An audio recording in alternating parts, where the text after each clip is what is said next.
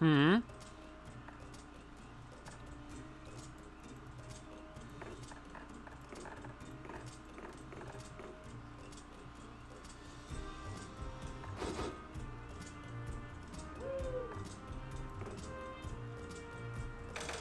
Thanks for waiting.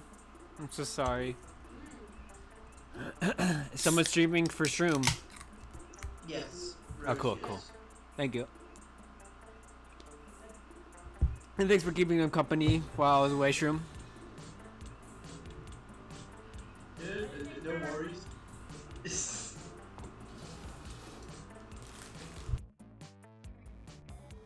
Starting match.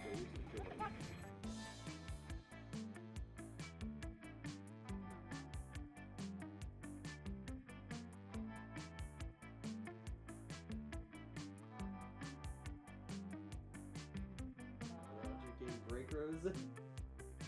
I don't know. It's like starting. Are you guys in the game? I mean, it says waiting for other players to join. I think it's waiting for you to join the match when you started it. Mine says waiting for other players to join.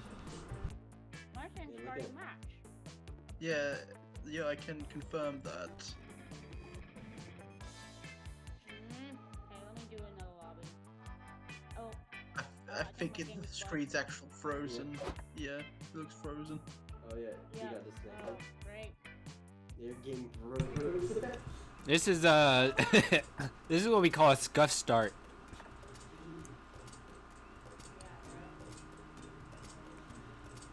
Not looking good for their just released game.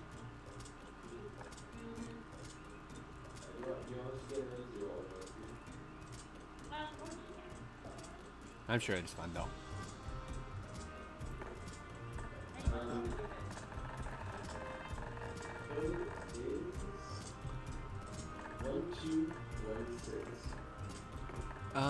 Actually, I'm gonna go back and see if I can change some option here. 1216.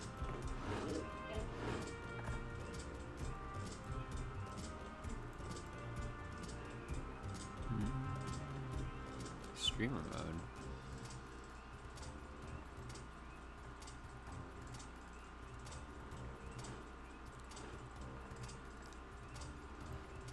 One two one six. One.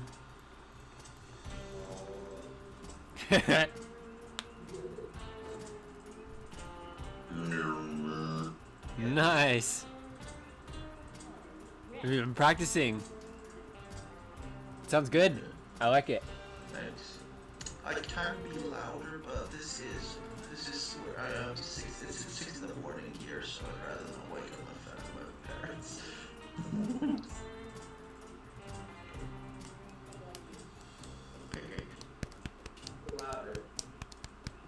Okay. Scream at the top of your lungs. I gotta go get another drink. Okay. Here we go. Including a player performance ranking at the end. Play with your friends without anyone ending up with a failure or an MVP. I like Road Tripper. Yeah. Wait, that seemed like it. I thought that was the difficulty mode. Yeah. Normal. I'm down for normal or hard. Yeah, I'm always hard. We could learn it on hard. Yeah. Okay. We once tamed it in what became one of the strangest, most wonderful journeys of our lives. Back then, when we were young and unafraid. Summer was coming to an end when Polly and Scott planned a road trip.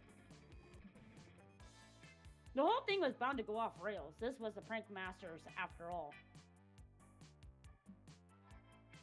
Scott Howell, 21, a werewolf athlete who compensated for his rather small brain with a stupidly huge heart. And Polly Geist, 22, a party ghost with an insatiable hunger for all the wrong things. Same girl, same.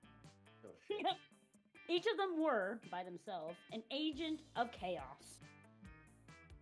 But together they were the perfect combo for hijinks to ensue. Who in their right mind would have agreed to join them on such a trip? Ah, I know who I'm gonna be. Don't take it from me. No, who do you want to be? I'm gonna be that weird eyeball dude. This one? Now. Oh, you don't have the DLC. The eyeball dude's that bottom row's DLC. What? Yeah. Aw, man. Who do you want to be, Kenny? Either I'll be zombie. Pick whoever you want. No, just pick whoever you want.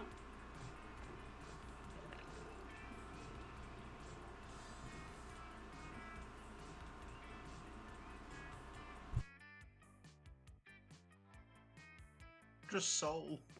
Oh, Soul, okay.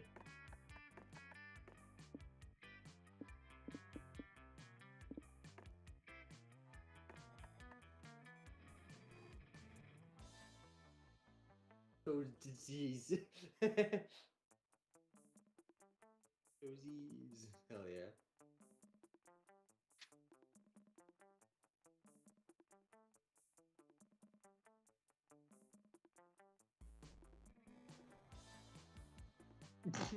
Of course. Oh my god.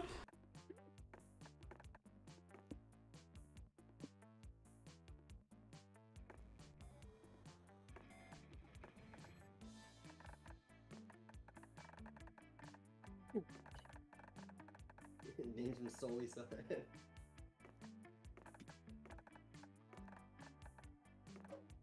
Sudea. Yeah. Sudea. I don't know. Oh, hell yeah.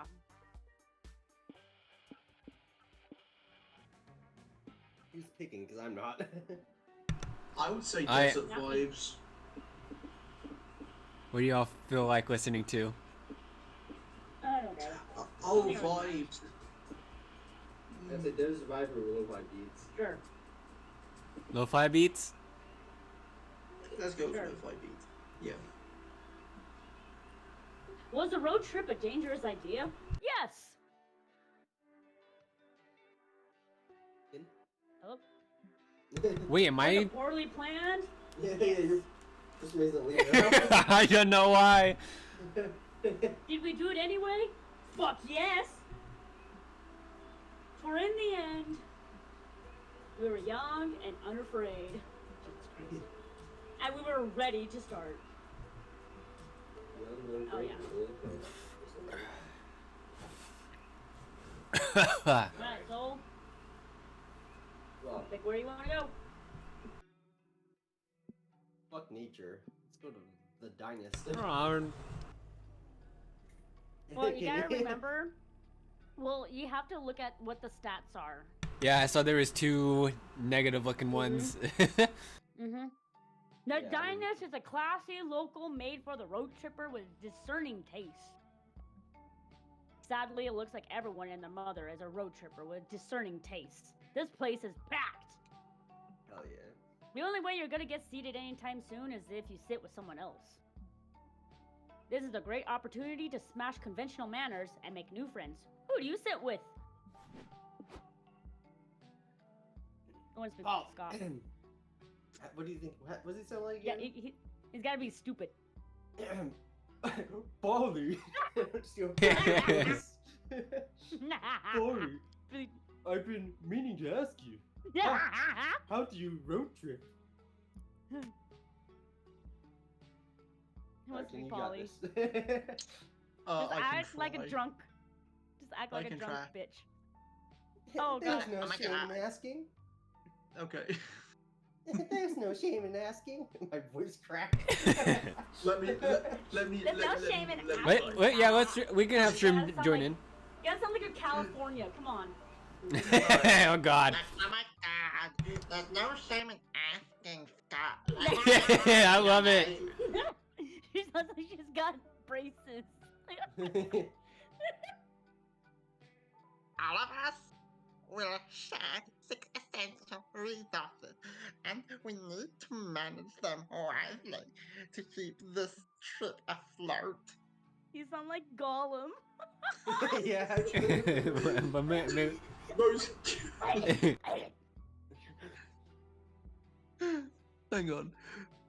So we need to be careful, cause this choice we make during this trip can affect these resources. Sorry. No, you're good. You're good. You're good. Like, and if one of them depletes completely, we kiss this road trip goodbye. Damn. I get it. So our goal is to avoid running out of any resource and keep road tripping forever. No, the goal is complete. I love this. Oh god, I would be louder, but need to keep my volume You're down good. partially. No, you're good. Yeah. 6 destinations every road trip leads to. Like, oh my god, I have this travel guide that explains how each destination requires us a horde of different resources. Oh, MJet. You can check said guide whenever you want. Oh. Click on the Destination tab to the right, or press E on the keyboard, or LB on the controller. Left bumper. There you'll find the requirements to reach a destination and win the game.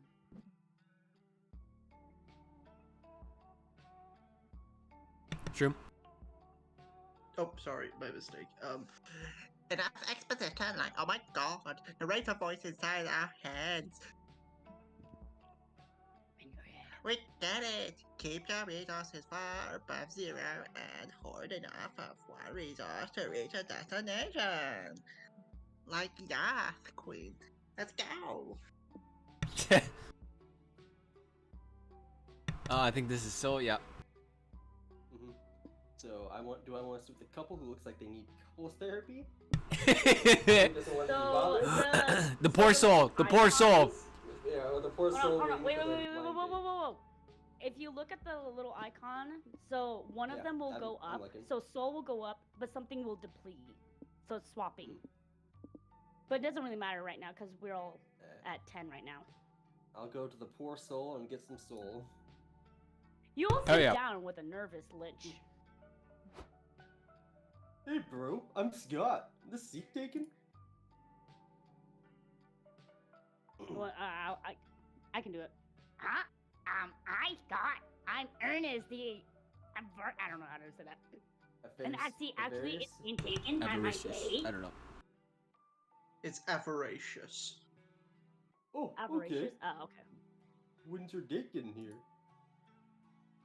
Any second now. I'm sure. Her name is Mindy. We were set up by mutual friends to go on our first date today. Oh, Mindy's not coming. I can tell you that right now, brother.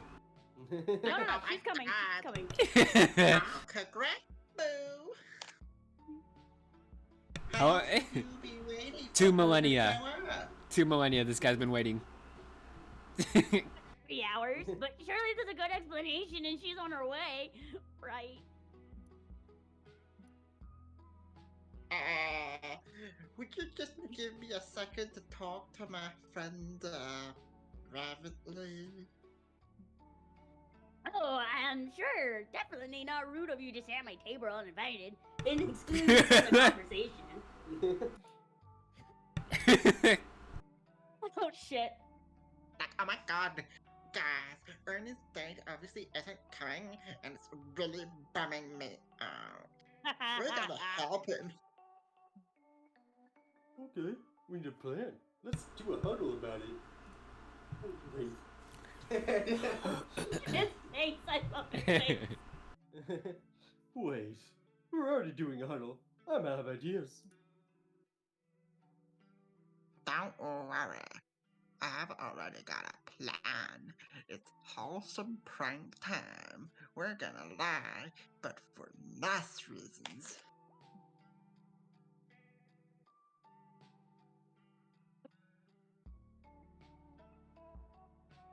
Yeah, keep going.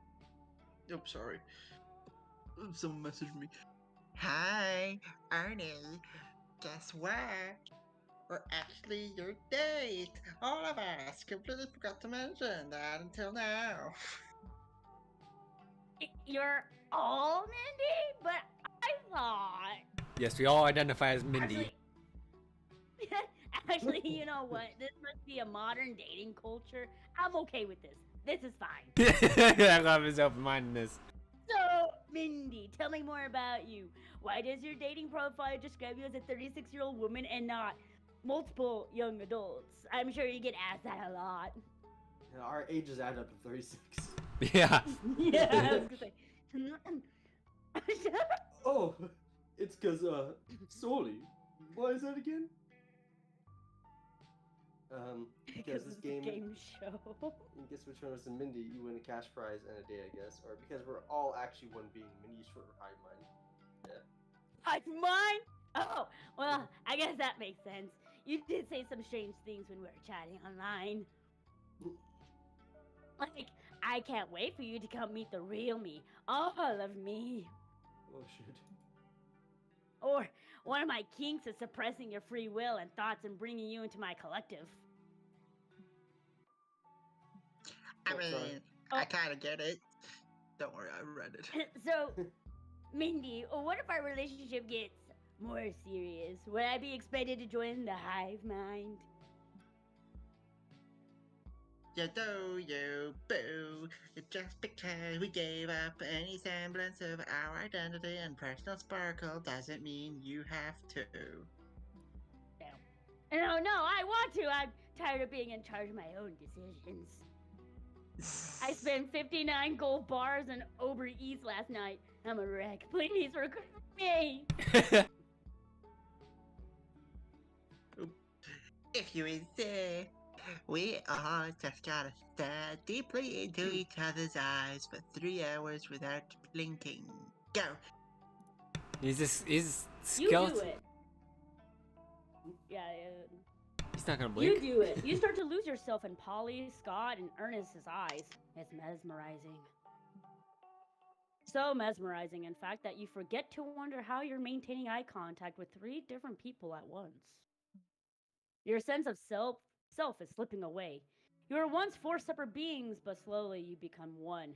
You are all Mindy. We are Mindy. Thanks for the fun date, you all say in unison as you leave. You lost 2 mind and 75% of your individuality, but at least you get 2 soul for cheering up Ernest. Hell yeah. Oh yeah. Dozies. Money. Gotta go to the furry farm. The furry farm, the Where are your flirty cat furry purses? farm. I'm a Scott person. Come here, good boy. Oh, God. Welcome to the animal sanctuary. It even has a petting zoo. There are dogs, cats, goats, bunnies, alpacas, ducklings. It warms your heart to see so many animals being loved and cared for. Surrounded by all this wholesomeness and fur, what do you want to do? Well, Woohoo! Again, let's choose an action and make an event happen.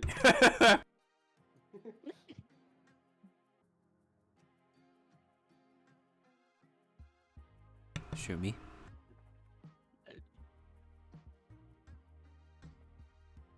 Shroom? Yeah, sorry. Shroom, my boy. I think it might be best for you guys to do it because my throat's not doing so well with that sort of voice, and I don't want to get it No, louder. you're good. So yeah. So You're good. my apologies. all right, Kenny. Yes. Oh, I'm ready for all the randomness these events involve. Actually, Polly, I was checking this travel guide, and it seems they aren't so random after all. But look, these different signs apparently refer to different types of events. The most common type of events are called exchange events.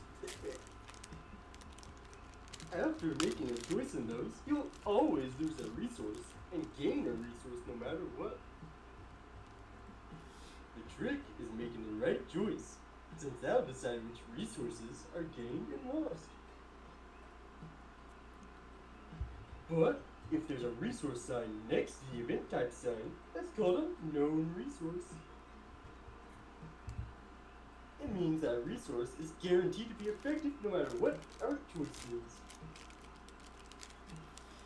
If the sign is positive, then the resource is guaranteed to be gained. If it's a negative, then you'll know you'll lose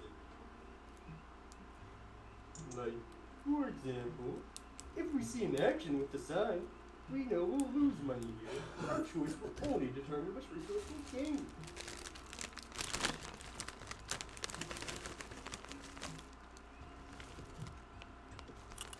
Okay. Oh, I'm sorry. That's not so bad. If we know losing or gaining a resource is unavoidable, we could be strategic about it.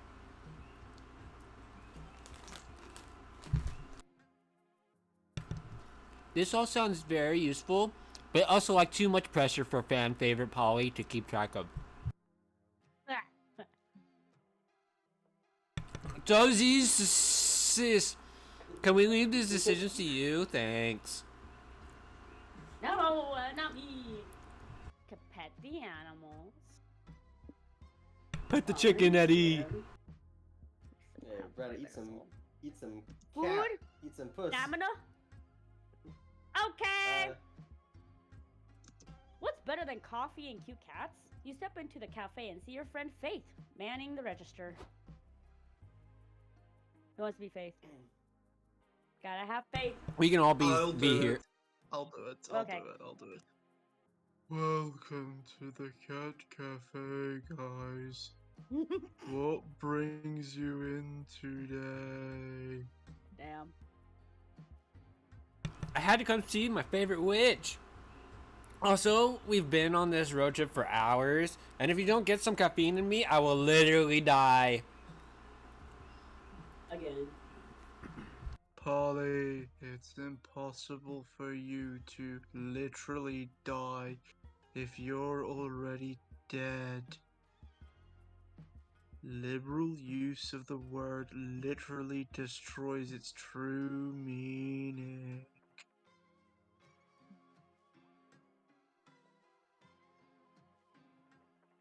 Ah, I love it when you talk dirty to me, boo.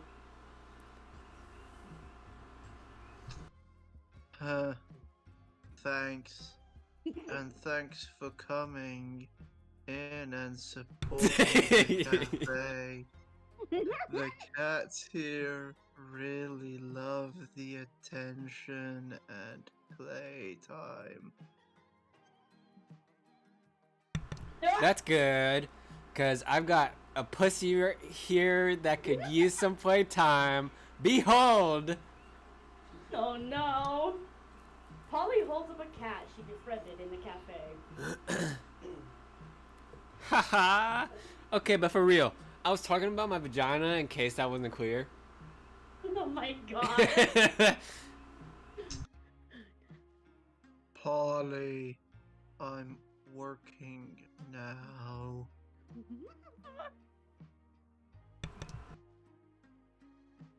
My shift ends in a few hours, though I can text you then. For now, can I get you guys anything to drink? Yes, please. You didn't come here just oh shit. You didn't come here just so Polly could flirt. What do you order? Cat coffee made for cats. Cat coffee made by cats. Or cat coffee made of cats. Damn. Made of It's cats. your choice. Cats. Made by cats for cats. So I could turn into a cat. I would say cat coffee. Made of Oh, cats! really? In horrified silence, Faith points at the menu description under the coffee you just ordered. Did this shock you? Of course we don't serve coffee made of cats, but is it really so different than eating burgers made of cows? All animals deserve compassion, not just the cute ones. Consider reducing or even stopping your meat intake. It makes a small difference, but still a difference. I can't believe you. That menu item is only there as a clever PSA. The whole point is that nobody would be fucked up enough to order it. Then that's kind of on you for underestimating Tosie's fucked upness. Also, yeah. I need to call my landlord back. So voice Polly for me for a bit. Okay. Wait, so I can't order the made of cat's coffee? Seriously?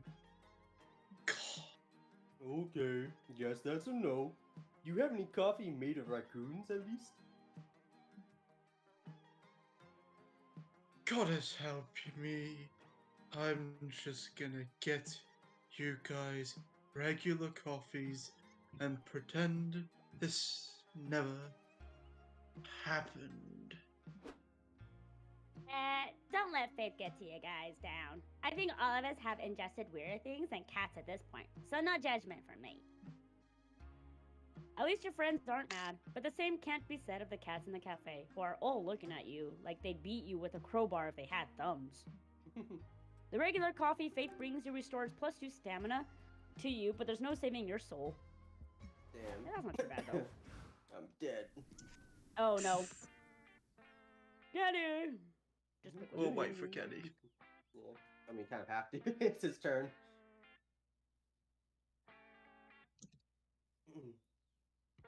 Oh, I get it. What? Kenny's name is backwards. Oh, it is, yeah. Finally, some respite. Oh shit! No! What? Why has the car stopped? Whoa, I'm getting dizzy watching our resources go up and down. I was eating. See, this is what happens when you pick for Kenny. No, he's thinking. He's the only one who Oh, can okay, pick fair right enough. now. Oh, okay, Yeah, fair enough. he's Okay. technically still here. Oh, okay, I see. All right, fair enough.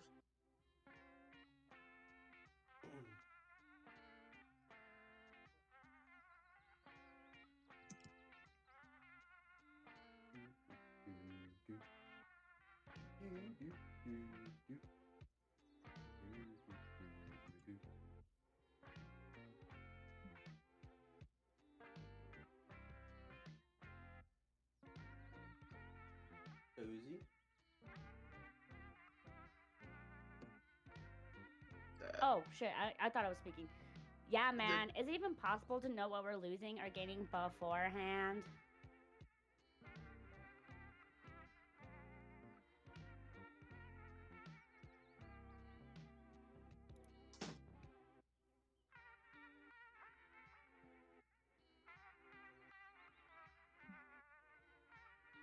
Dang, we're doomed.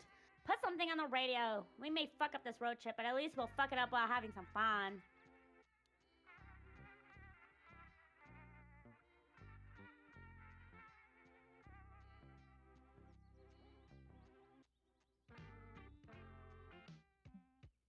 Okay.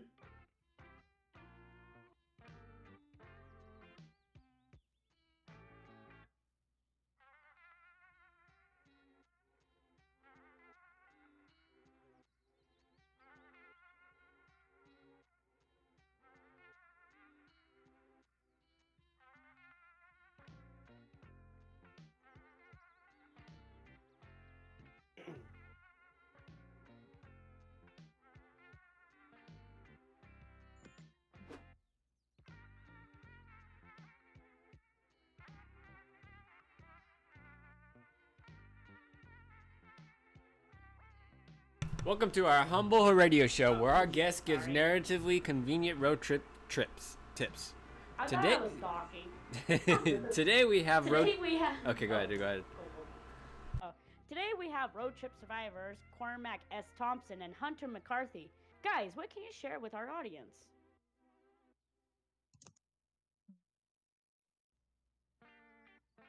Wants to be dragon, dude. Let me get started by saying that the number one cause of road trip related deaths is not properly understanding how to manage resources. Ah, yes, the dreaded 6. The dreaded 6. Okay, go for it. No, yours is better. Yours is better. Oh no, okay. Yes, the dreaded sick. Most unexperienced road trippers think they have arbitrary ways, but that's simply not true. When you're making choices on the road, you have to look for little cues to infer what resource you'll be losing or gaining.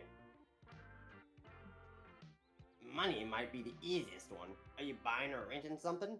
Money down. Hiring someone? Money down. Doing a job or selling something? Money up. Beware. Sometimes a solution doesn't obviously involve buying something, but involves using expensive stuff you may need to rent or buy. And what about magic? The mysterious substance that fuels our cars? Magic is tricky because sometimes you need to use it for spells, summonings, and curses. That will mean lowering your magic and risking an empty fuel tank. And getting magic can be quite hard. You could find a gas station, or you may need to need to resort to performing sacrifices, or colluding with strange, powerful entities. Yeah, no. Classic road trip stuff. I almost fucked up. Sorry, voice my landlord's SOL right now, and she probably wanted me to come over and shit because her phone's out of battery and she can't get power over there. there. Oh shit. Our time is up, fellas. Let's discuss the other resources in future episodes of everyone's favorite radio show, Convenient Exposition. Applause. My mic didn't pick up my.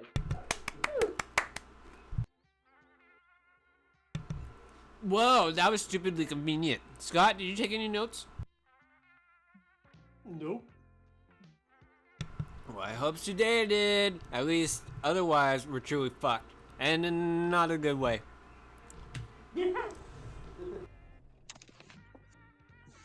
On a hot, sunny day like this, a lake visit is the perfect way to beat the heat. It's also the perfect excuse to see your hot friends in swimsuits. Not that you were fantasizing about that this whole time. Nope. Definitely not. Anyway, what do you do now that you're here?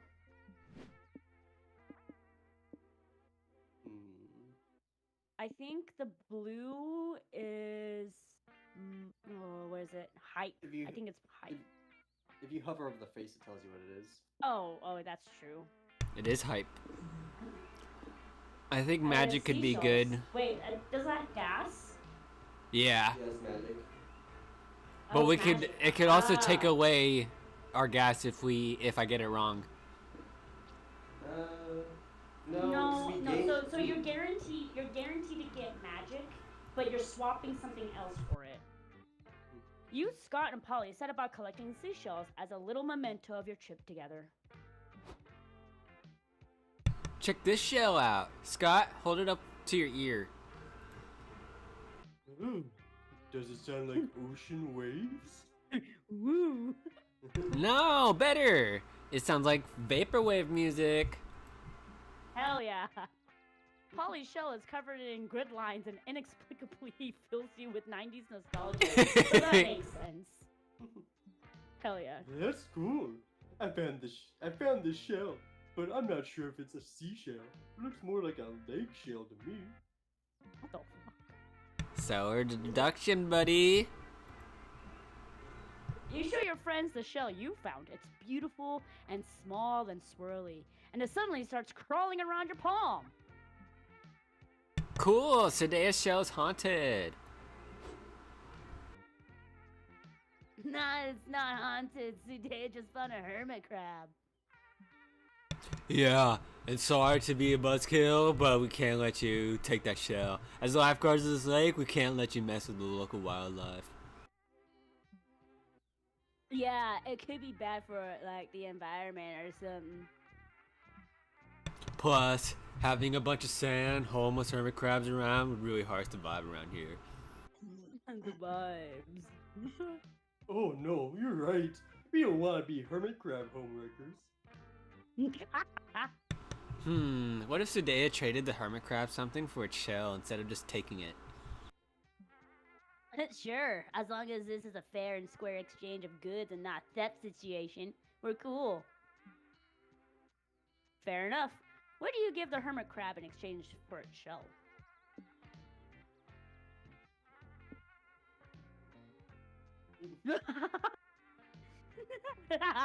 Oh my gosh. Oh, my Do first you even have a child. house? Yeah, I don't even have one. Cool, that makes perfect sense. I appreciate you guys rehoming this hermit crab so we didn't have to.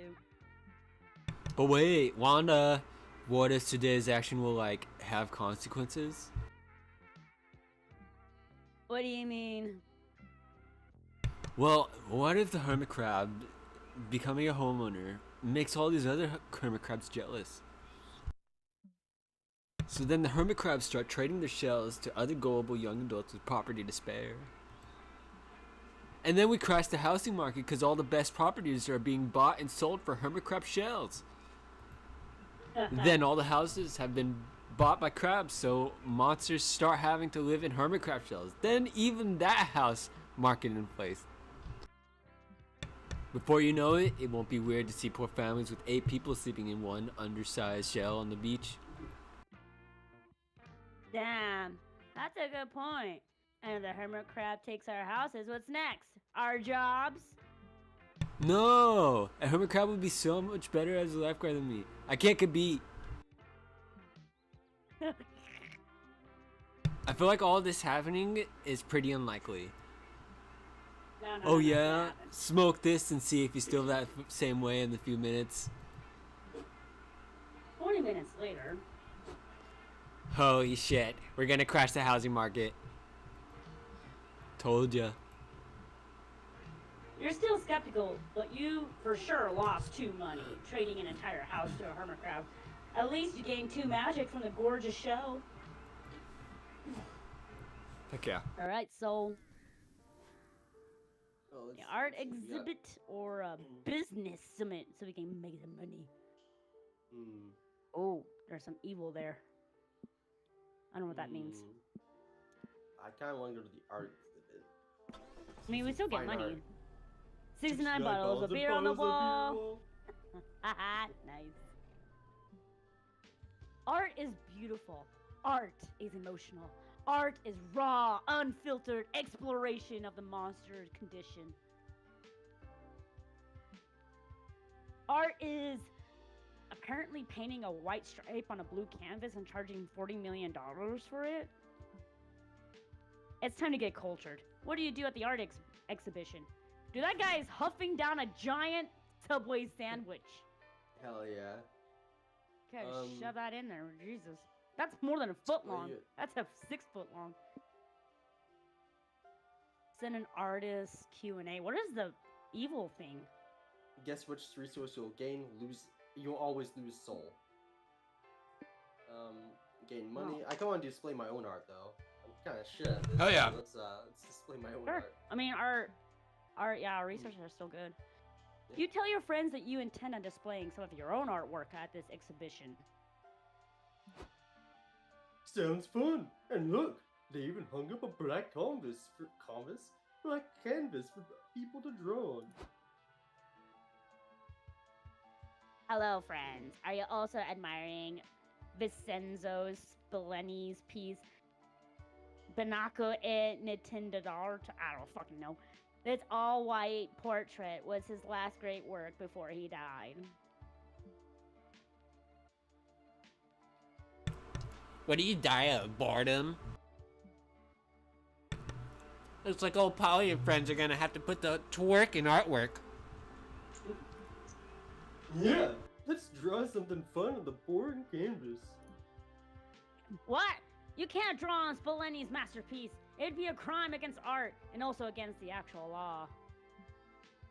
Don't worry, Liam. Our art will be hella legit.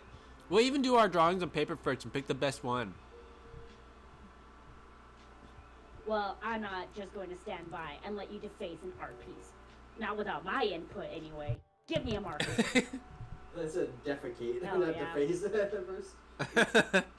Deface. Oh, did I? What? I said deface, didn't I? Yeah, it was deface. I read as defecate though, accidentally. Oh. You'll take a moment to create your drawings and take turns showing them off. Feast your eyes, Flibians.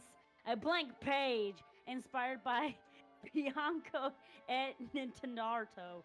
It's an expression of ennui in an increasingly consumerist. Liam's disqualified for being boring. Sully, what'd you draw? You drew Keith Bloodclaw, your warrior cat's OC, which quickly gets disqualified for having excessive abs. It's okay, boo. Damn. You can still make a mark on the art world by choosing which piece should be exhibited, mine or Scott's. Oh shit. Oh shit. Oh, he actually popped off. Always hug your friends. Macaroni art. But I also or, love Scott's piece. Butts! Look at butts! Yeah, I was gonna pick Those are butts! Scott's, but like she's got ass. No, do the butt! Oh, no, the hugs. Oh. Polly translates her drawing into the museum wall. Immediately, art snobs are falling all over it to discuss its melancholy color palette and abundance of absolute dump truck ass. Madame Geist, says one art critic, can you explain what inspired you to choose Dierres as the main focus of this piece? Derriers. Derriers. I was like, I don't know how to spell Derriers. That was interesting, okay?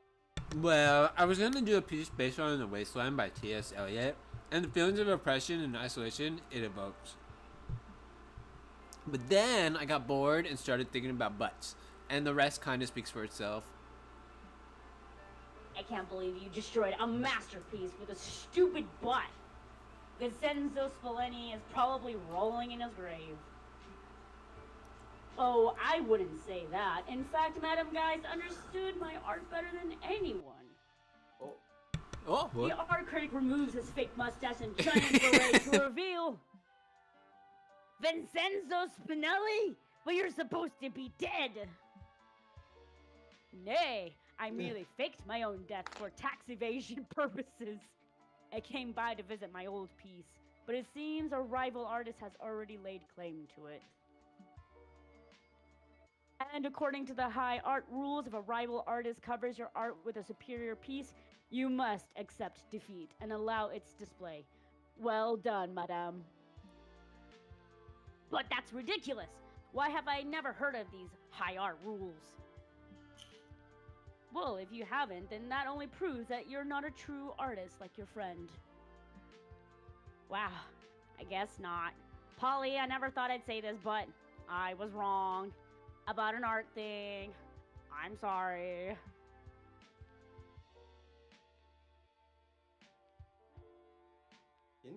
What?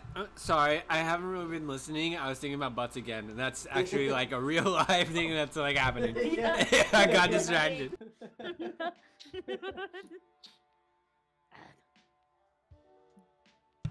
Yeah. Butts. Butts.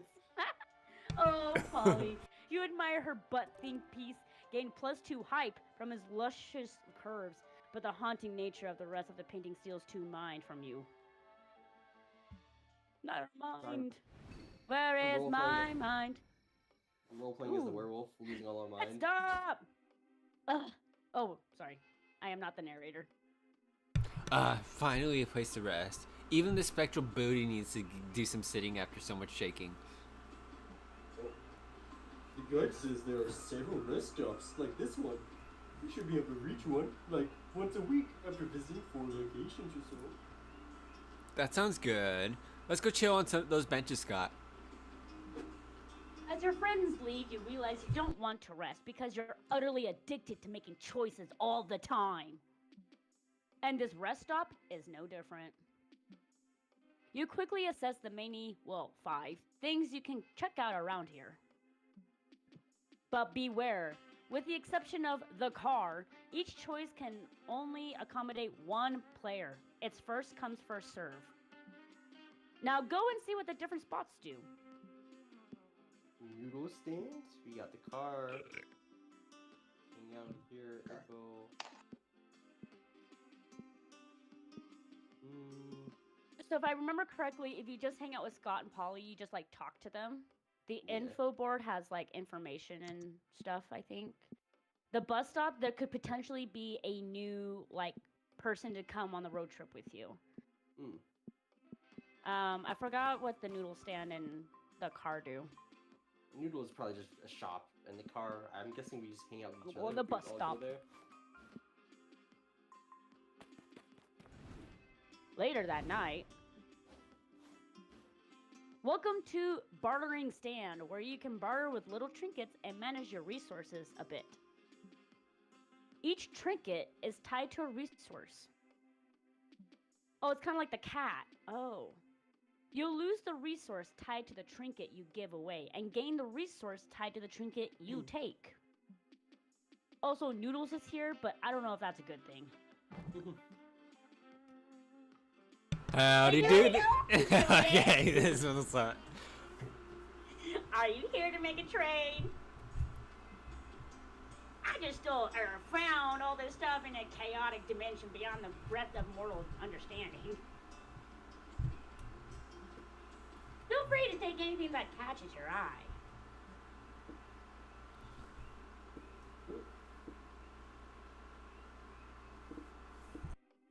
Yeah, so it is like Gas a is definitely cafe. the magic. Yeah. Snacks could be stamina. Yeah, I think so. Postcard. That sounds like soul. Yeah, I was thinking mine, but yeah, probably soul. Oh, mind. Oh, yeah. How to How to road is trip? definitely mine. Oh, Yeah, mind, shit. I'm gonna yeah. trade. I'm gonna trade how to road trip. Oh shit, we're Okay, fucking Florida. dumb as hell. Well, we need to. No. We need to gain. do it. We need to. I mean, that one. It's not like we're gonna max that out to win. Stamina's 12. That's fine, just do you. We need to. We need to put. Stack the. Bad things together and stack the good things together. Ashes of a man whose dying wish was to be given to a random road tripper. Oh, that's nice. CEO action figure with real business advice. That one's gonna be yeah. money. The dangerous blade. That one might be hype. Yeah, probably. Yeah. It's funny Emergency because goat if- blood. Magic? It's funny because Yeah. if you hover over the different things, you see him sweat and stuff like that. No, Like just hover over them, like if you look Oh, at his yeah. face, it changes. Oh yeah, his face changes like, don't pick that one.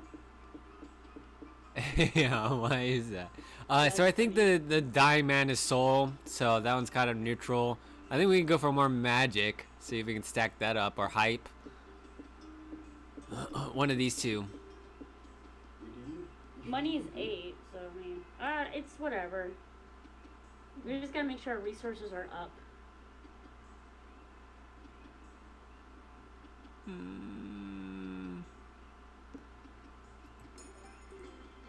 Oh yeah. Oh my god, we're so dumb. Is Great money? choice. Thanks for stopping by. And remember, know if I what see you reselling any of my products online, I'm not afraid to go back to jail. Oh shit. Goodness. Your turn, Soul. This is the map info board where you can check a map that shows 3 potential locations nearby. Choose a location to learn how to get there. This guarantees that that location will appear on your next turn. You can use the map to reach locations with convenient resources, or just locations you think look interesting. Your call. World's biggest potato. Hey, that's Idaho. Hell Idaho? Yeah. What the fuck? Idaho? Shady property? Or graveyard? I mean, come on, we got a good biggest potato, right? Come on, guys. Stamina and let's say mind. Yeah. Let's go with potato. Helps our mind. This is the bus stop. You can either check for hitchhikers to pick up or have a conversation with the one that's already riding with you. Conversations are a chill narrative treat with no choices to be made. If you hold enough conversations with the same hitchhiker, you might score a date ending. Additionally, each time someone has a conversation with a hitchhiker, their passive effect is triggered. As you play, you'll learn what each character's passive effect does. Exciting. You can only have one hitchhiker at a time. If you pick up a new one, any prior hitchhiker will leave into the dark of the night. Oh! Ah! Mothman! Mothman! Moss! You invite Mossman to join your road trip. Me? I'll do it. On the road? I'll do it. Oh, sure. Yeah, go for it. Go for it. Yeah. All right. Me on the road? Sure. We'll see how many tentacles in headlights. Oh my god.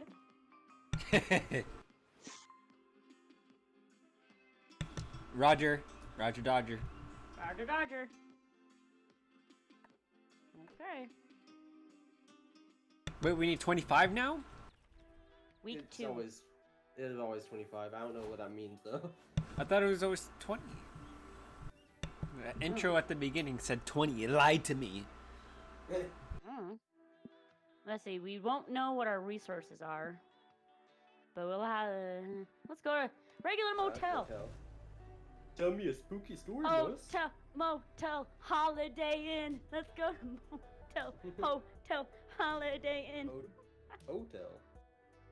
After a long, exhausting day of sitting in a car, you're ready to turn in for the night, even though we were just at a rest stop. Time to choose which mundane activity to do before going to sleep. Surely Polly and Scott will find a way to make it weird.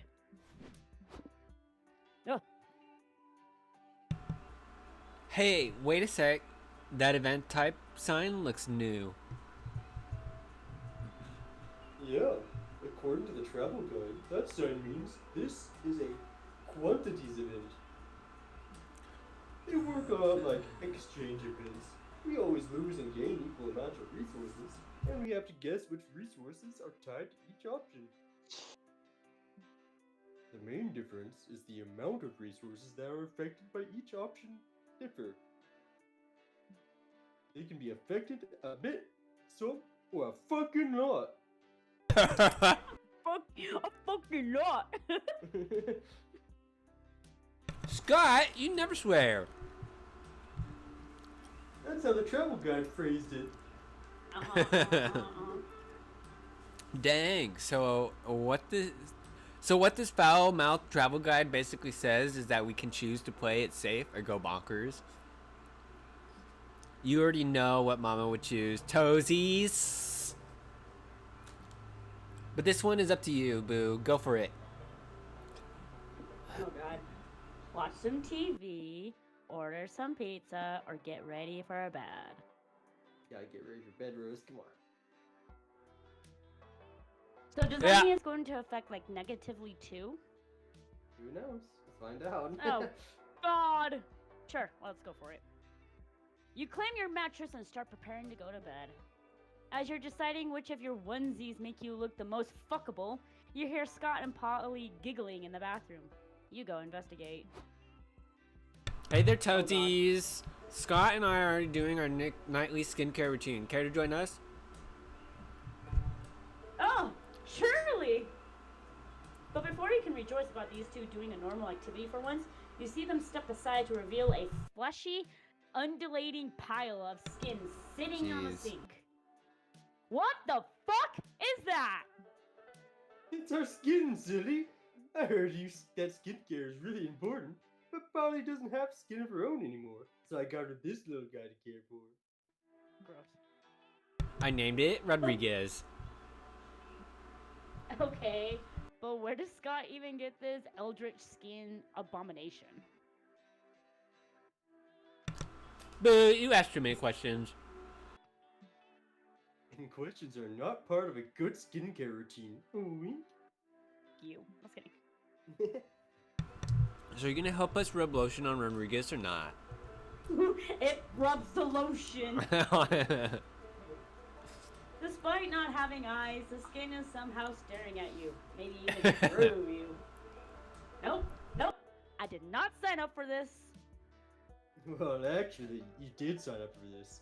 Moisturizing Rodriguez is in your road trip contract. Damned be the day I signed that contract on a dare. It looks like you're stuck rubbing lotion on this creature. How long can you stand to do it?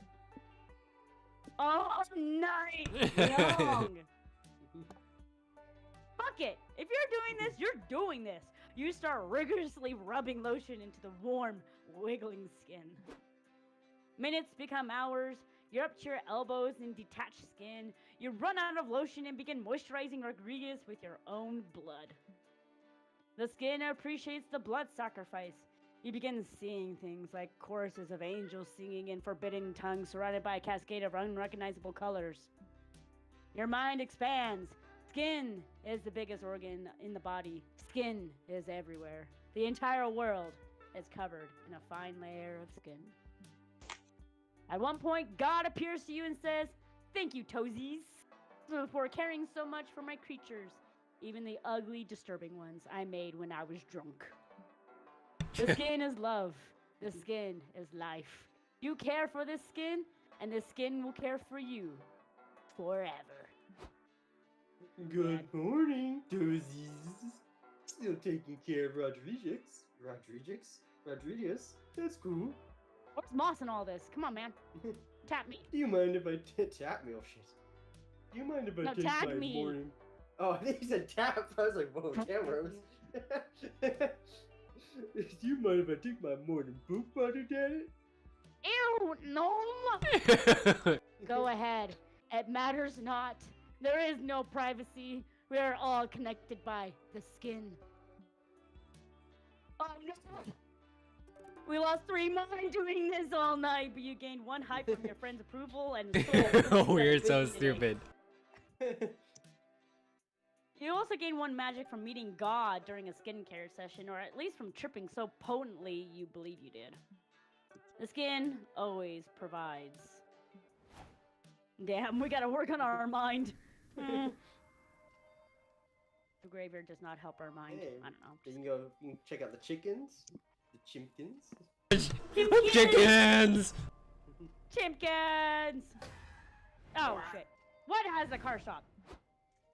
Hey, Polly, look what time it is. Oh shit. Oh fuck yeah, put the radio on today. Welcome back to Convenient Exposition, the radio show where our guests give narratively convenient road trip tips. Mr. Thompson, Mr. McCarthy, what can you tell us about the mysterious resource known as stamina? Stamina, the fuel for our bodies. Yum.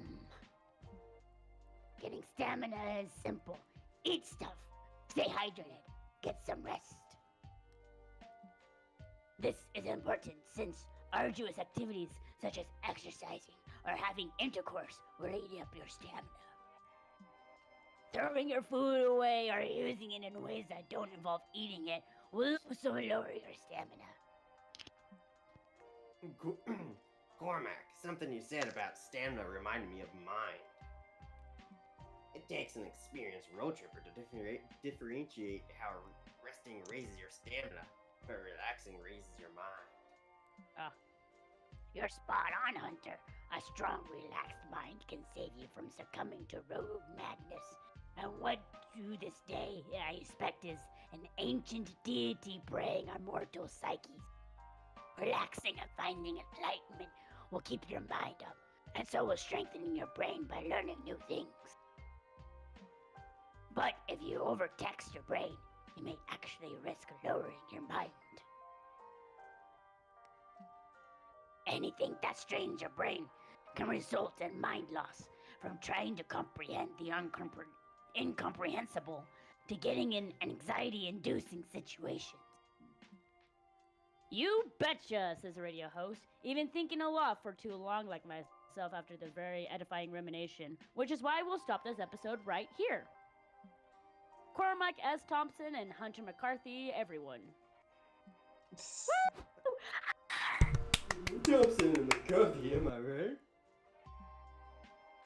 No, I have no idea what you mean by that, Scott. Me neither, Polly.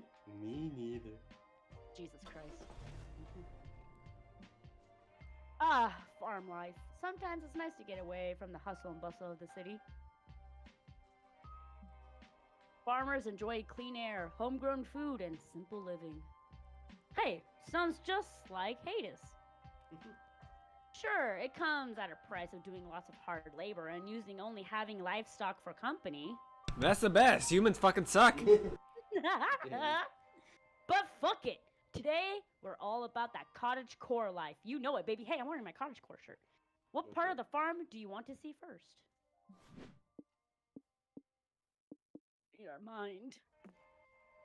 You and your friends wander the farm for a little bit when you run into its owner. I guess I can do cooking. Okay, go for it. Oh, I like that. Oh, hello there. My name is Jacqueline. What brings you to my farm? Hi, hi, Jacqueline. I'm Scott, and these are my friends, Patty and Sudea. We're on a road trip, and we saw the farm and thought, let's check it out. How fun! So, do you frequently trespass on strangers' property while you're road tripping? We don't just trespass, we also meddle. We saw your crops being totally ravaged by crows and thought we could scare them off or something. Dude, that would be so nice. I built a scarecrow to protect my crops a few weeks ago, but the crows weren't scared one bit. They're immune to all my pesticides. They bribed the sniper I hired and got the crops. They disarmed my anti-crow force fields. These birds are ruthless. I don't have the time to be thwarting crow plots all the time. Running a farm is a lot of work. I still have so much fishing and mining to get done. What the sounds like? What the? Hold on. Wait a minute. Wait a minute. Is it already 2 o'clock? I need to sell my artisanal jellies before the farmer's market closes. I'll be right back. Yep, it's Stardew Valley.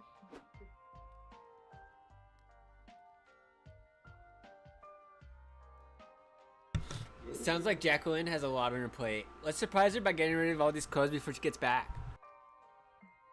Okay, we're gonna do that. Oh, beats me, but I'm sure Sudea's got an idea. Don't you, boo?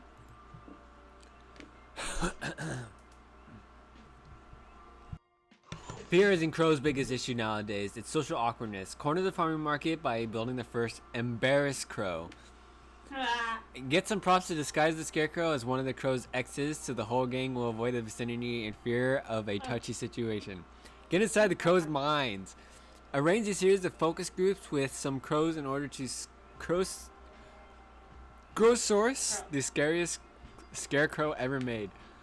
Our mind is really I bad. know, I'm scared of picking the last one because of mine, so I think I might pick the second one.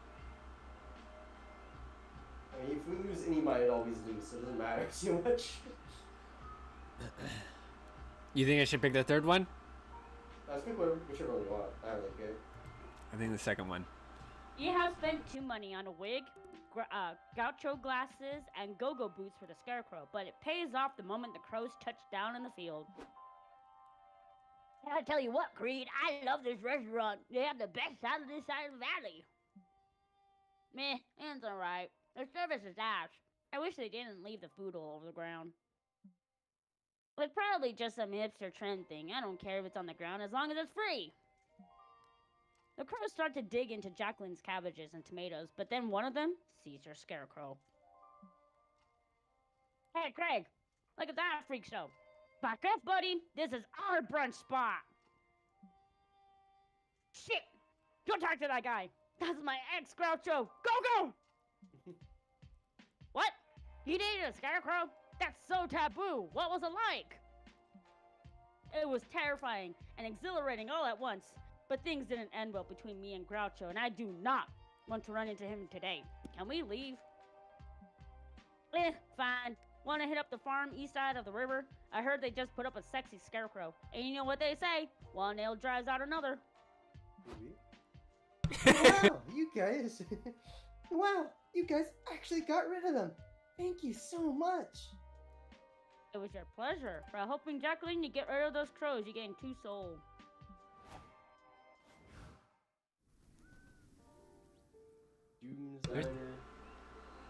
yeah, I'm gonna go to the potato, but like, Yeah. yeah. Micro house. Behold, the world's biggest potato, so large, so starchy, so rusty. So ripe for the creation of the world's largest plate of French fries. There's plenty to do besides stare at this architectural marvel. What do you do? Oh, we need mind. Yeah, so I guess we're researching the potato. Yep. You decide to learn more about the potato, but as you're researching for some informational brochures, a trench coat wearing rando grabs your wrist. You looking for an info about the potato? He whispers. Don't waste your time with their brochures. If you want the truth, follow the white rabbit. I love chasing rabbits, but there's like a ton of white rabbits in the world, bro. Which one are we supposed to follow? What? No, don't literally follow a rabbit. You gotta follow the metaphorical rabbit. Okay. Are you referring to the white rabbit tattoo on your neck? Is it you we're supposed to follow? Because that isn't what a metaphor is. Yes, that was a test and you passed it. That means I can trust you with this knowledge. The big potato. And a conspiracy. No way. Yes, Ray. Check out my forum where I post all my theories about the potato. You're just one click away from unveiling the truth. Well, hello there, young folk. A nearby kindly old man says, it's the farmer who grew the potato. What brings you to my humble little farm? Stop the act, old man, shouts the conspiracy nut. I'm onto your game. Like potatoes, this conspiracy has many layers, but I'm going to bust it wide open. Okay.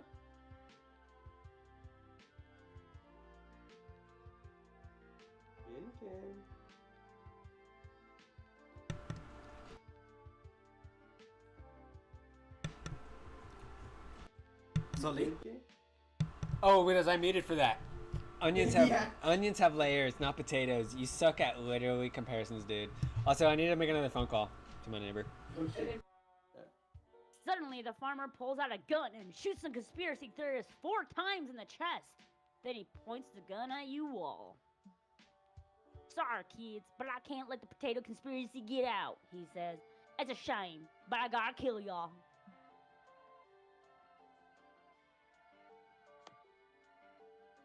You want to read, Rose? Oh, or do you want me yeah, to? yeah. But we didn't even get to check out that weirdo's blog. We know nothing about the potato other than it's big. So where do we go? All right. So are we go? Oh, sorry, we good. No, you're right. Oops. But you all saw me murder that guy, and that's a loose thread. Can't leave y'all alive. No, you promised your mom you wouldn't die today. Talk to the farmer out of killing you. Convince him you won't tell anyone what happened. Tell the farmer your most embarrassing secret you don't exactly know where your anus is. Or let the farmer record a video of you saying that you will murder the president to give his immense leverage against you. Yeah, where the fuck is my anus? I mean, Polly, she's kind of dead, so I don't know if she still has one.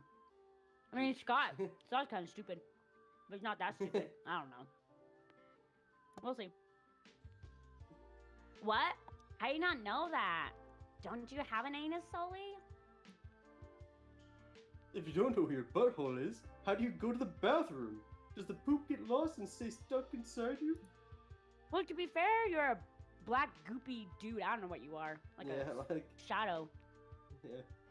Right.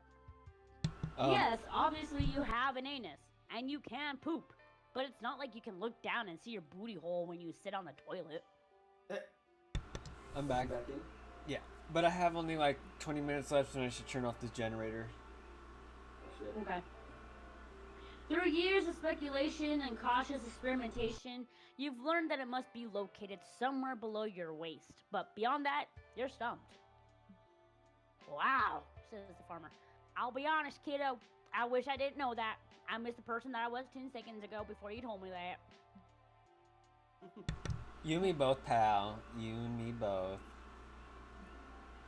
Okay, I think we have a deal here. You don't tell nobody about the murder, and I won't tell nobody that you don't know where your own asshole is. G'day, kids. He leaves.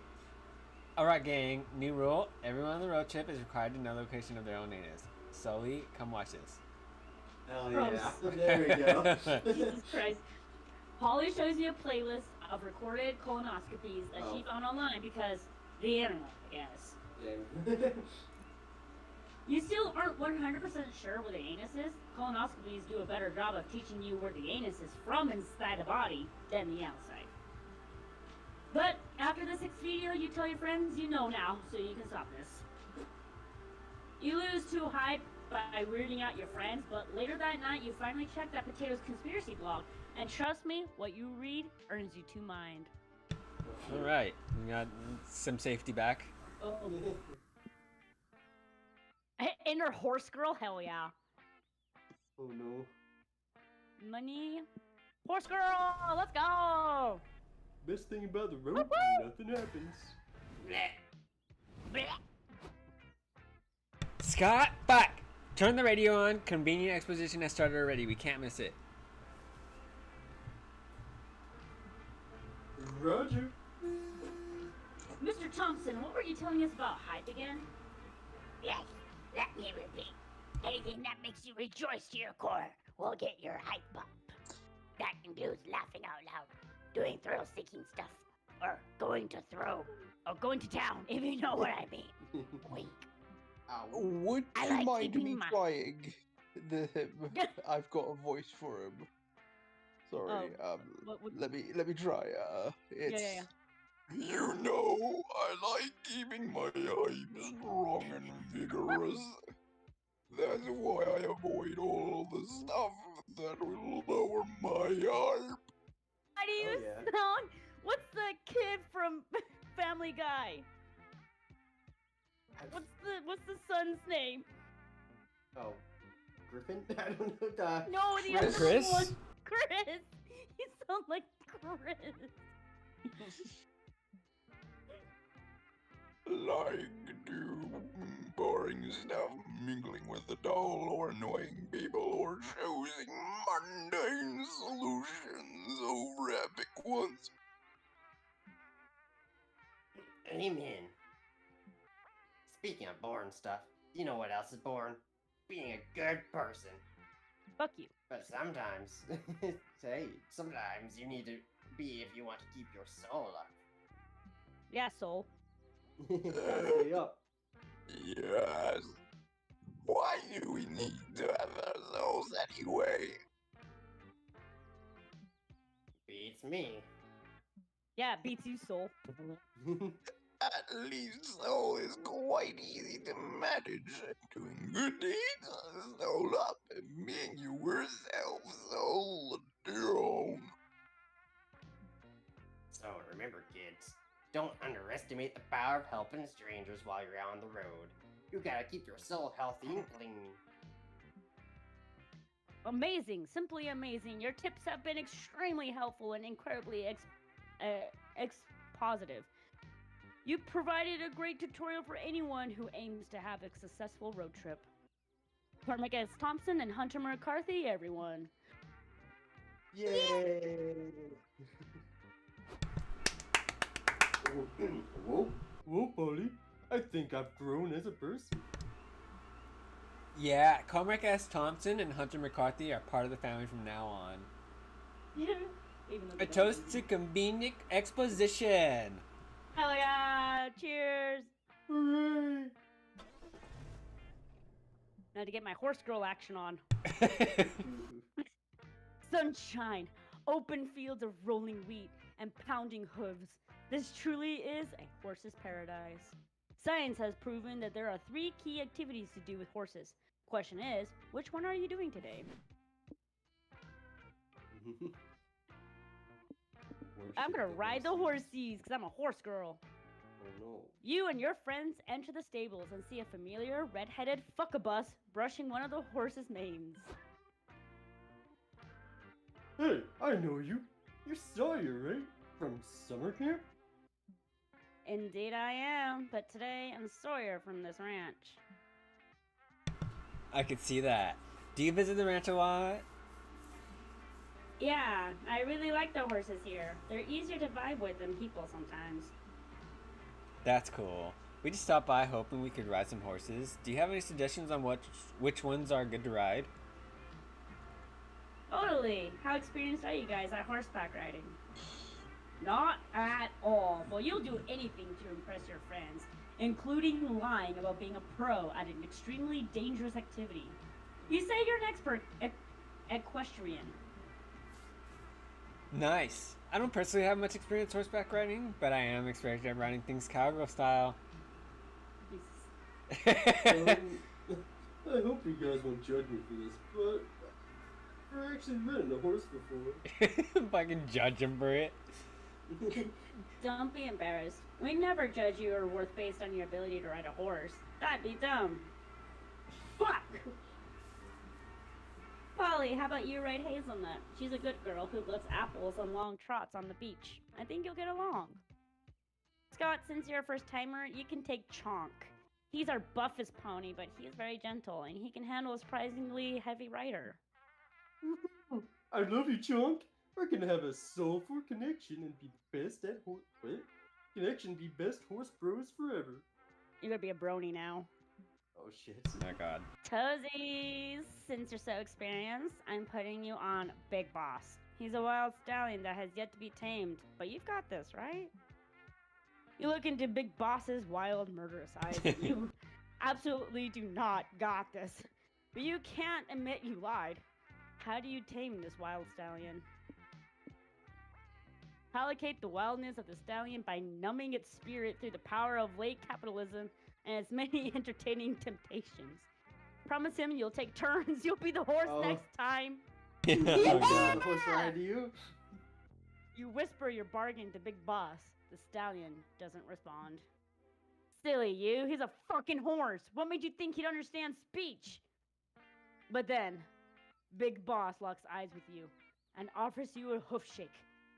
Dick, he agreed to your Oh god. You mount him and take off at a gallop. Big Boss acts wild and untamable, but he winks at you to let you know it's all an act. Your friends are impressed.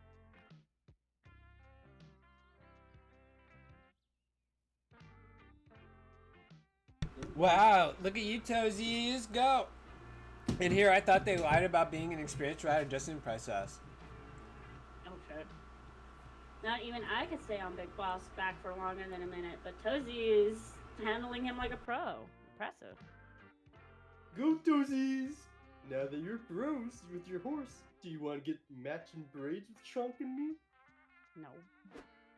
It's gonna be Later that hype. day, when your friends are busy braiding their horses' manes, you return to the stable to fulfill your end of the bargain. Big Boss eagerly mounts you, and you trot him God. around the ranch. He seems so happy to be the rider for a change. The other horses watch rapturously, obviously jealous and impressed that Big Boss managed to tame a bossy monster into being rideable. You've gained a lot of empathy for the stallion. Firstly, because being ridden is fucking hard.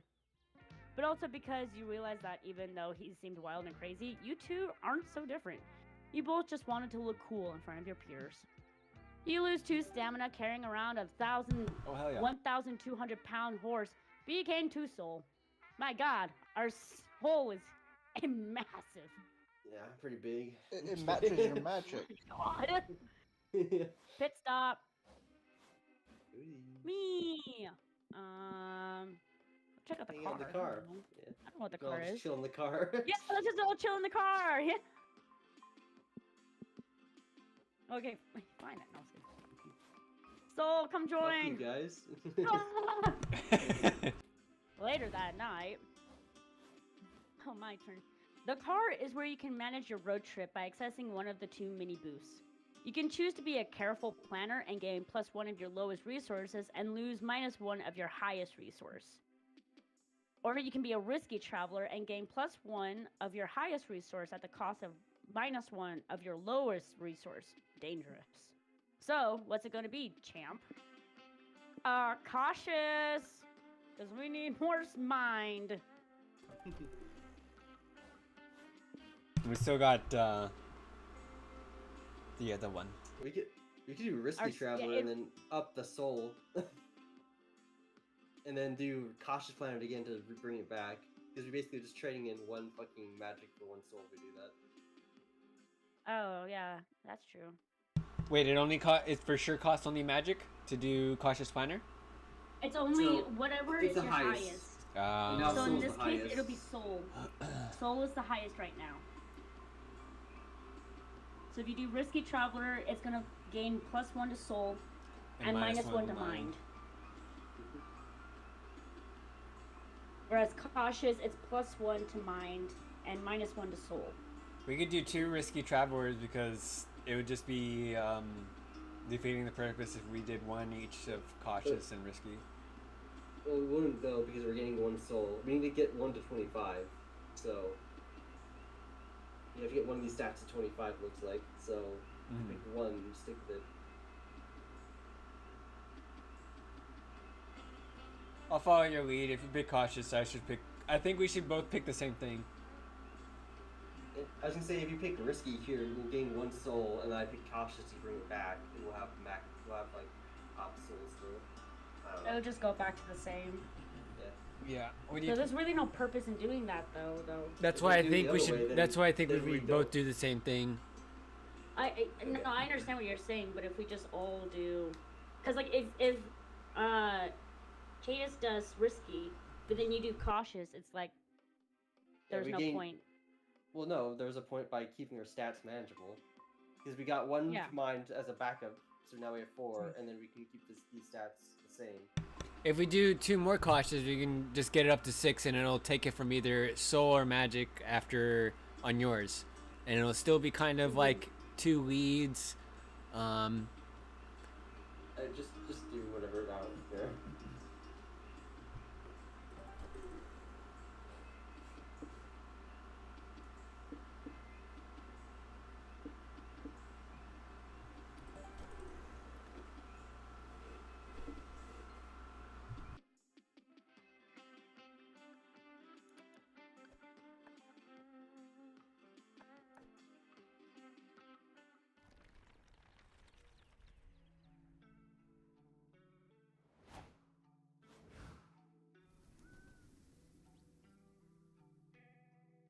Hmm.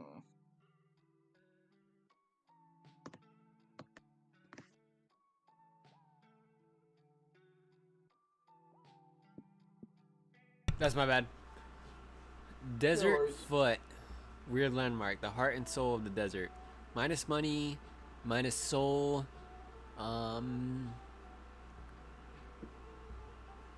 Plus money, minus money, or question. Should we do like more minus soul and see if we can get money out of it or magic out of it? I mean, we don't know what that question mark is. Gift shop can also be another trinket. I don't know. Maybe. I have no idea.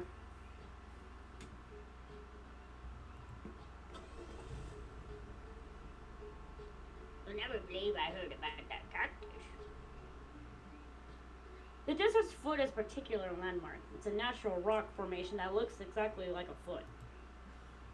You're not sure if that justifies all the guided tours and gift shops and tourist trap stuff surrounding it. But hey, you choose to come here, so you might as well enjoy yourself. What do you do? Smell it. Just kidding.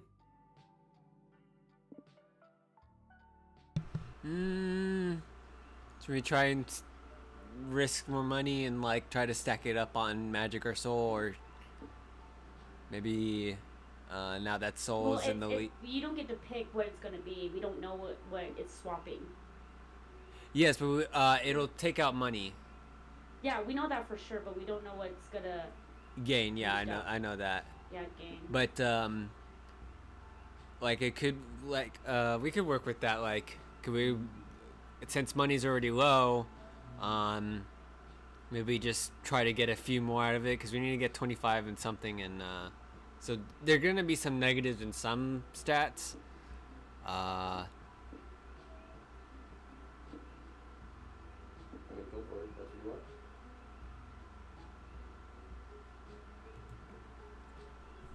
You see a sign advertising a guided tour and ask your friends if they're interested.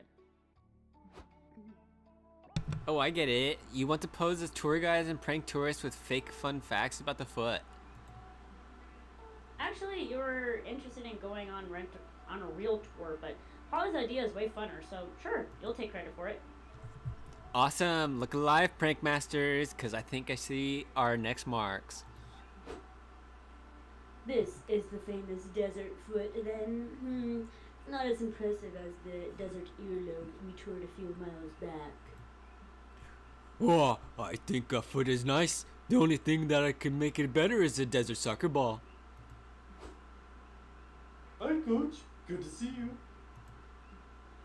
Hi, Scott, and Polly, and Sadea. What brings you kids here on this glorious weltering day? We're volunteer tour guides for the Desert Foot. Want to hear some fun foot facts? Did you know the Desert Foot has a secret 11th toe, and not for the reason you think? What reason would I? My turn now. Did you know the foot is one of the smelliest parts of our bodies? You can tell a lot about a stranger by smelling their feet. Sniffer. For example, if a stranger lets you smell their feet, they're either really friendly or really weird. You aren't wrong, Mr. Howell, but I hate what you just said anyway. What about you, Sadea? It's your turn up to bat. Tell us a fun educational foot fact. One fact about the desert foot, it gets its name because it's shaped like a foot and it's in the middle of the desert. It's said that the foot was built by an ancient civilization that revered feet as sacred creatures before realizing they were actually part of their own bodies. After centuries of erosion, the desert foot is now facing natural decay. Conservatives are accepting donations to hire a very big podiatrist. Podiatrist. That word. Oh, that's not how it. Yeah, that's true. The Desert Foot Foundation is sponsoring these tours because they need your donations to save these ancient landmarks. Give us your money. Desert foot is part of nature, and it's important to take care of nature. Sometimes nature needs an 8-foot tall podiatrist, I guess. Podiatrist. I need to use the restroom to powder my thorax. Excuse me. Oh, is it time for a pee break? I will go too. Everyone take 5. This is absolutely ridiculous. I can't believe those fools think I'd willingly give up my money to their charity. Do they even know what a podiatrist is? They're surely not old enough to need one. How dare they appropriate late adult culture to back up their lies? Still, I probably shouldn't lash out at them. Coach loves these kids dearly. To a fault, perhaps, but nonetheless. I like where things are going between us. His positivity is a good influence on me, I think. I've certainly been easing up on the blood pressure medication. I suppose I'll play along. I don't want to seem cheap and unsupportive. Making a good impression is so important in these early stages. I'm sure Coach is overthinking his response too. Oh god, did I leave the oven on? I'm back. Very well, I'll donate a bit of money to your charity.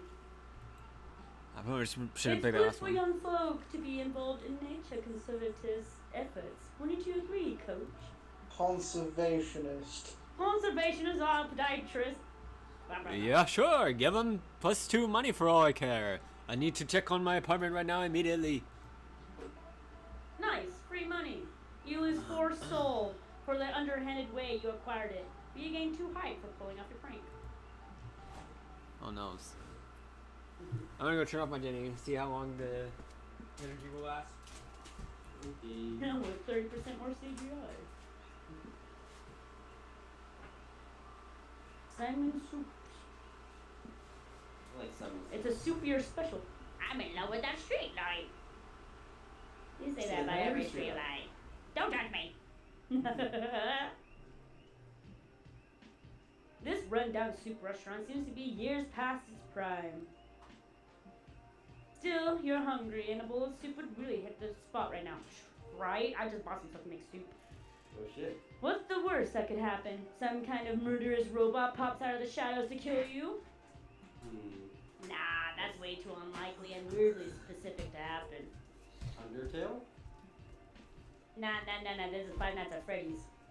No, this is So what do you Undertale. want to I do at recognize Simon's this guy. Soup? Soup time! Celebrate your birthday. Work the night shift, see? It's Five Nights at Freddy's. Yeah, that's actually worth the night shift.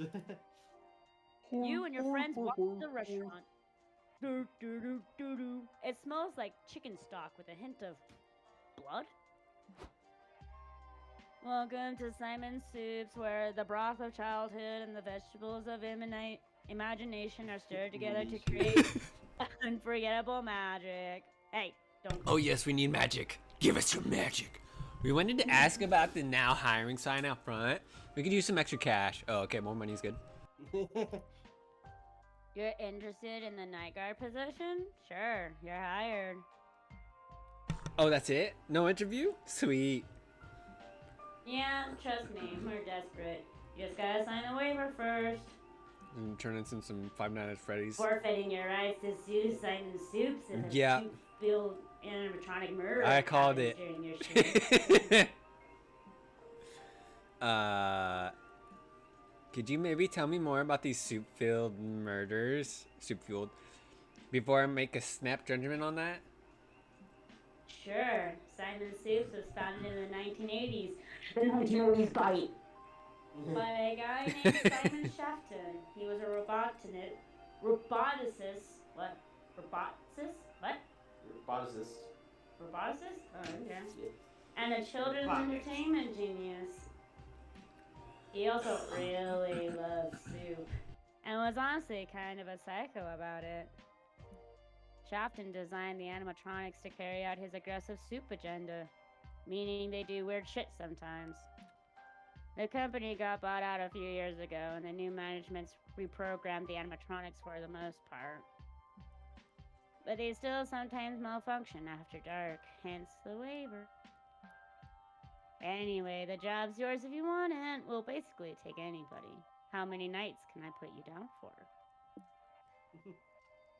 Maybe just work one night, and maybe when you said work, you sort of meant fool around, not actually working. Don't know, these animatronics still used to be murderous. One night sounds like enough nights. Get the full experience 6 nights at Simon's. I mean, we might as well just do the 6 nights, right, boys? Oh god. Our mind. Oh, You and your shit, friends show up for your shift later that night. You go to the surveillance room where the soup girl helps you get settled in for your first shift.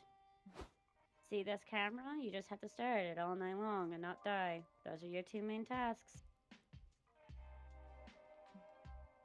Just watching a camera and not dying? Is this a great job or bad job? Well, that entirely depends on how murderous the animatronics feel.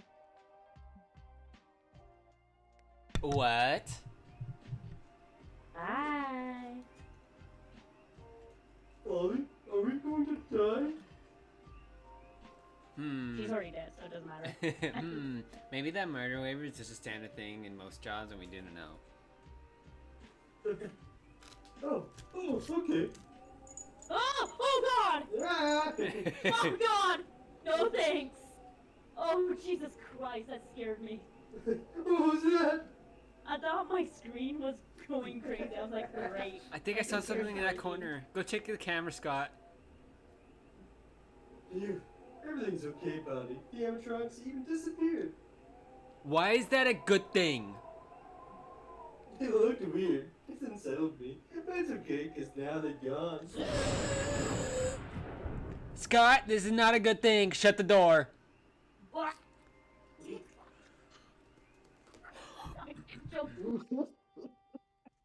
They got Rosie! Oh.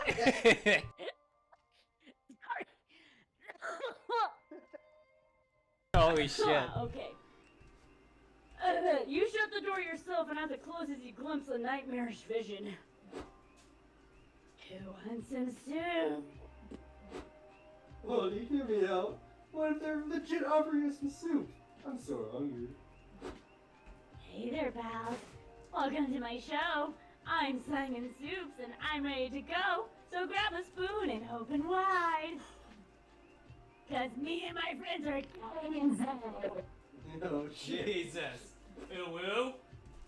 Scott and Polly shut the doors, and as the three of you barricade yourselves in the surveillance room, you spend the entire 6 nights locked in there. Fun! The entire 6 nights. Working so much during the road trip drains your one hike, and spending those nights keep your murderous bots at bay. Holy shit. Doesn't help either. You lose 3 mind. But hey, you honored your contract, so you get 3 money and 1 stamina from some free soup you find in the surveillance room. Our mind. What? Mitchell, what are you doing there? If I randomly Please hold your exit out with an pose. Alt Why am I F4, always you getting know the what? Pet shit. Gotcha, Kenny. I'm always getting animals. What the hell?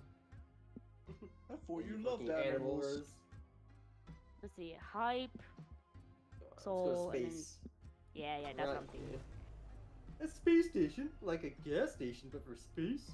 Is our car need more space? Is our car shrinking? Scott, that's not what. Never mind. Like most people, you wanted to go to space when you were a kid. Then you heard about how much math was involved and decided that shit wasn't for you. But now's your chance to indulge your inner space cadet. What do? Oh, good. Oh, good. Go into the communications room. You guys sneak into the communications room and immediately bump into the important-looking woman with a big frown. What are you supposed to be here? Oh, are you supposed to be here? Sorry. Yes? Well, fine. The Fed slashed our security budget, so I guess I have to believe you. I'm General Karen. Hi, we're interns of whatever is happening in this room. It's our first day, so we need you to explain everything that's going on in here, like we're 5. Seriously? It's my lunch break. Just watch this training video, and don't break anything while I'm away. She leaves you with a VHS tape explaining how to respond to distress calls from astronauts. It's boring as fuck, and you all soon nod off until... Gangs, wake up! There's an emergency phone and it's ringing. Good thing we watched 23 minutes of a 2-hour-long training video about this. You've reached mission control. You fly the rockets, we line our pockets. How may I assist you? Help! Something's wrong with oxygen tanks. If we don't find a way to fix the air pressure, we're gonna suffocate. Sheesh, that sounds important. I should probably patch you through to the general for that. Wait, don't patch them through. This must be the test. Make sure that we watch that video. We should solve this problem ourselves. Well, are you sorry. Oh. But No worries. are you Kitchen sure got you we're too. smart enough? Yeah, we're smart enough to fix a rocket? I don't know, our mind is pretty stupid right now.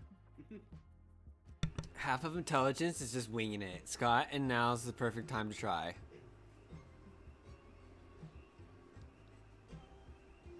Okay, guess that means you need to help this guy fix his rocket. What do you suggest? Call center rules dictate that trying to sell services the client isn't interested in triumphs actually solving the very problem they called about. Keep your cool. Fixing a spaceship probably isn't much different than fixing a toaster.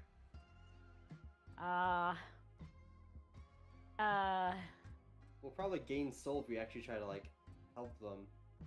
Yeah. And we actually gain money if we try to sell them something. Okay. Oh, sorry.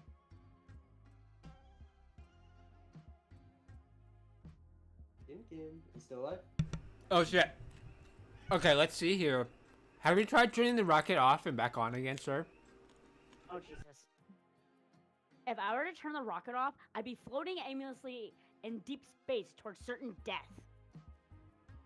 True. But at least you'd have the different problems with for a change. One time I dropped my phone in a lake, but it was fine after I put it in rice. The same rules probably apply here. Is there rice in space? Jesus.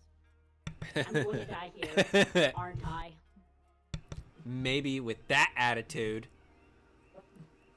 Dang, bro, I'm stumped. Did you try calling tech support? Oh my god, we are tech support. You're supposed to be tech support! Yeah, exactly what I just said. Oh yeah, lol, guess you're fucked then. Oh shit. You realize that you're about to cause the deaths of a lot of astronauts. In a government building you snuck into, and that your parole officer might call that a bad look. Can you please hold? You ask the astronaut. I'll patch you through the better tech support. You quickly search Broken Rocket Hotline online and patch them through the first number you see. Aw, that's all it took? I was hoping we'd get a weird astronaut suit and fly out there to do some on-site repair at least. You lose 2 high for completing the repair in a lackluster way, but you gain 2 mind from learning how to fix a rocket ship. Call the real tech support.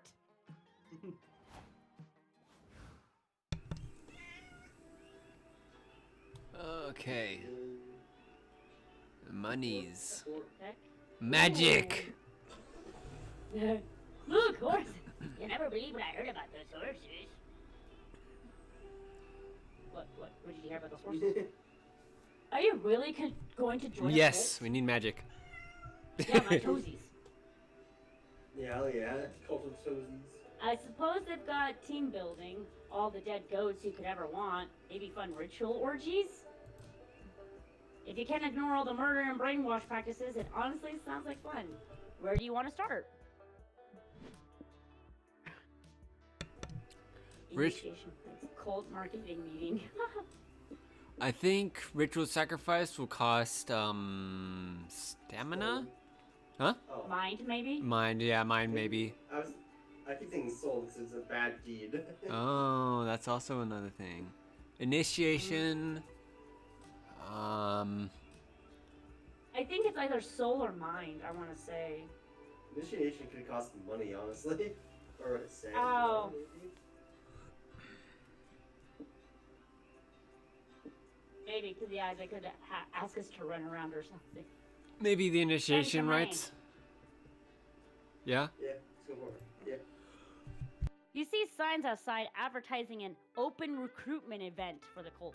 That sounds exactly what your brand of weird shit to check out. Glory to Mothra.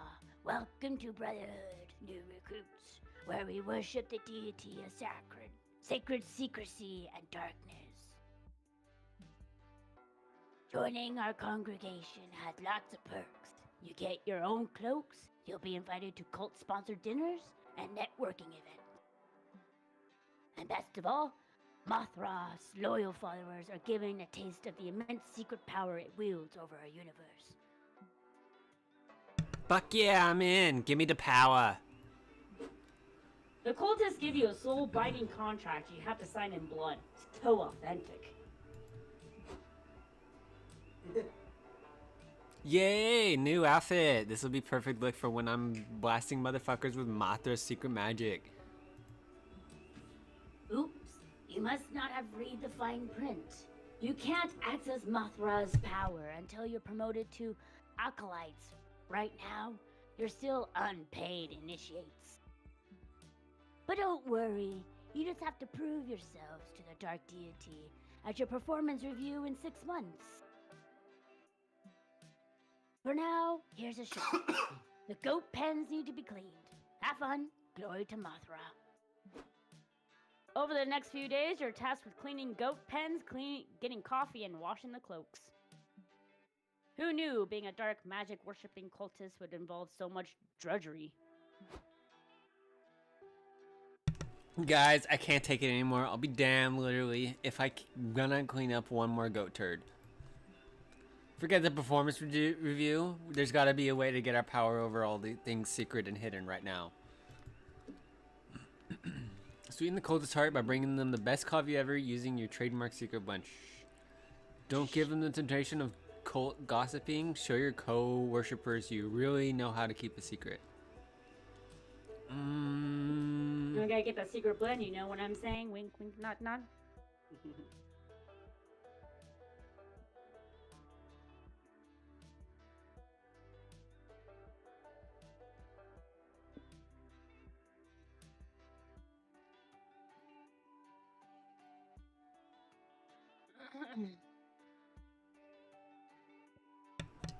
I don't know which one.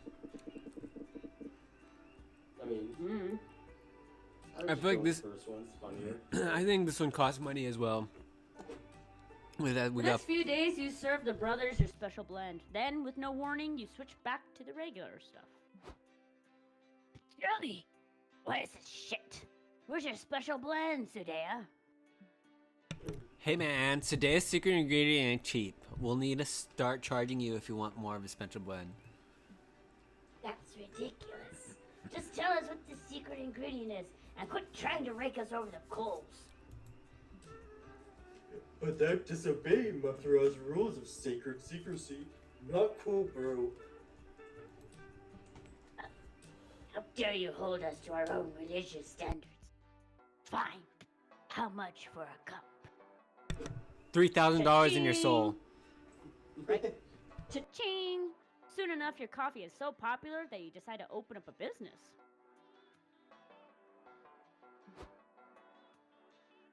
Welcome to the Brewmaster's Coffee, the only coffee shop endorsed by Mothra herself. My God. We'll take 3 Sudea's sacredly secret brews, please. Can do. That'll cost 2 magic of Mothra's sacred power. Have a darkly blessed day. Have a darkly blessed day. Love that. Oh, that's my bad. Did you... I skipped it myself.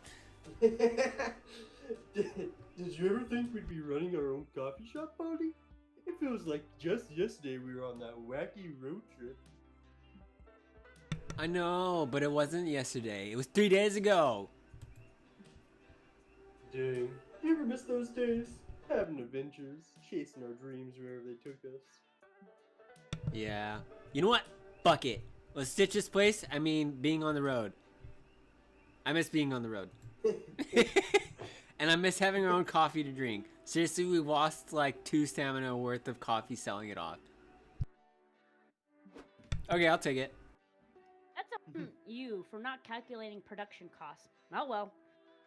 You'll still fondly remember these low five. I'm sorry. I'm so bad. Also, is there potentially a save feature or? I don't think so. There's no save. I don't think so. I don't know why it uses like so much energy. It's literally a picture game. It's literally a visual novel. I guess they just are really inefficient with their coding.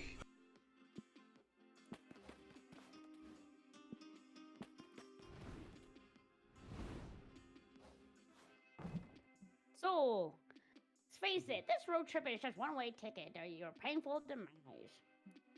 But hey, why not put on the inevitable with one of my products? Alright, so we're basically trying all into magic, right? Mhm. We can use someone else's credit card. I guess that uses our soul, I'm guessing? I think that's money, isn't it? It Somebody says else's. someone else's, though. So it's probably soul. It would Or have. dragon It's probably just money or soul, at least, and those are Is fine to get rid dragon of. tea, like hype? No shit. The Yeah. bottom left just looks magical. Yeah. An Evil evil deity deity. trapped in a smoke will spare kidney. Red dead. Yeah, Ah. it's the snow globe. That's magic. Yeah, we. Okay. Oh, yeah, we Just only, doing your we only- purchase. Oh, we only lost 1 money. And we Oh, got, hell like, yeah. A bunch of soul. Or yeah, I magic. told you that was money. Enjoy your purchase. No refunds? Oh, it's actually never wear underwear on Wednesdays, but that's a good rule too.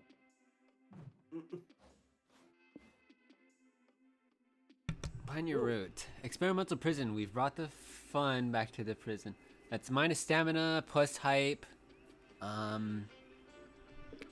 There's soul. There, that looks like mind. Maybe we could go for that. That one's stamina. We could try and get rid of stamina to potentially get, or go for the question marks. Yeah. But I think having plus mine just to buffer that might be good as well. But it could just I don't know, that might be redundant and useless. As long as we don't fall below 4 or something, I think we're good. Because I think we can lose up to 3 something all at once. Right? Oh, okay. Yeah. So, Yeah, that might be a good one for like buffer. I was saying I don't think we need to buffer it. Oh. That's up to you. Magic. I think Dungeon might have the magic with this unknown one. Let's do it. Dungeons and Dragons. Change hitchhikers. Nah, Talk going moss. all in moss. Oh, hey. Oh. Oh, Milo! Oh, Damien! Oh no! Oh no! Oh no! Damien! Oh, Damien! Oh. Don't care. But sure, Oh. fuck it. Okay. Sorry. Oh, sorry. I didn't I'm not alone. Fuck it. Oh God! Oh, Damien, Milo. Oh, why? To go. To go. We could do that. We could do that at the end of this week. Yeah, we got this. Ooh, gas The station. hole, magic, regular gas station. Let's go to the hole, because we get magic. Oh yeah. There's a hole. There's a hole. There's a hole in the bottom of the sea. I'm surprised that gas station didn't give magic. Yeah. No, it doesn't. But it you can buy stuff there. A hole in a desert. Man, they'll turn anything into a tourist trap, huh? Some say the hole is bottomless, but that can't really be true. Can it? Yeah. All bottoms have holes. I mean, what? Well, since you're here, what do you want to do? Forfeit material goods. Yeah, That sounds like minus yeah. money. Yeah. Much money? Okay. You tell your friends you'd like to throw some of your most prized possessions into the weird desert hole. Sacrifice! Sacrifice! Wait, why though? Wouldn't it make more sense to throw your stuff out into a dumpster than a national landmark? You don't know about the ancient traditions? A random tourist asks. Throwing one's material possessions into the great hole is a hallowed rite. Whoa, sounds dumb and nonsensical. You have my attention. Most say the hole is just a tourist trap, but some of us know the truth. The hole is actually the mouth of an ancient deity. We throw our material goods into it Could to be my appease the stamina. deity's timeless hunger. If not for us, it would rise from the desert and consume the universe itself. So you're saving us all from the apocalypse by throwing your old junk in the big hole? That's selfless of you. Thank you! If I call my mom right now, would you repeat that back to her? I don't know if I buy all that, but this culty stuff is weird enough to pique my interest. I'll play along. Here, hole, take my dad's old pipe. I kept it for sentimental reason, but my new pipe glows in the dark, and I suspect glow in the dark beats sentimental value. Good riddance. Oh, great hole. Here are some of my meat. Yeah, here are some of my favorite bones. Normally I bury them myself, but I can only dig up a good hole. I can only dig a good hole, and I heard you're a great hole. That was nice of him. Sully, what are you throwing in the hole? Well, paradise in the hole, and no. That's pretty interesting. Yeah, I like this one. Yeah. Nat 1.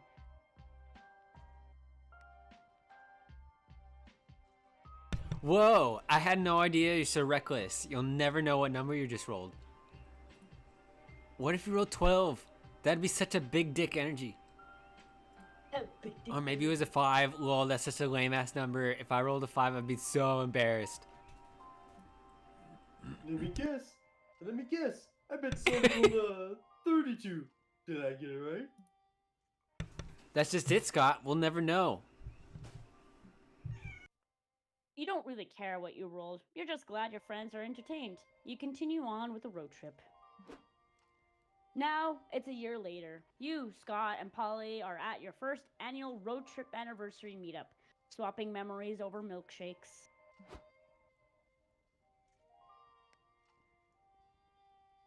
Remember when Sully rolled a pair of dice into a bottomless hole? We never knew that number they got? Classic.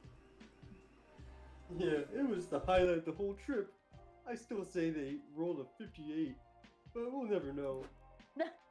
Flashing forward another 6 months, you, Scott, and Polly are at a party. Polly's retelling her favorite story about you.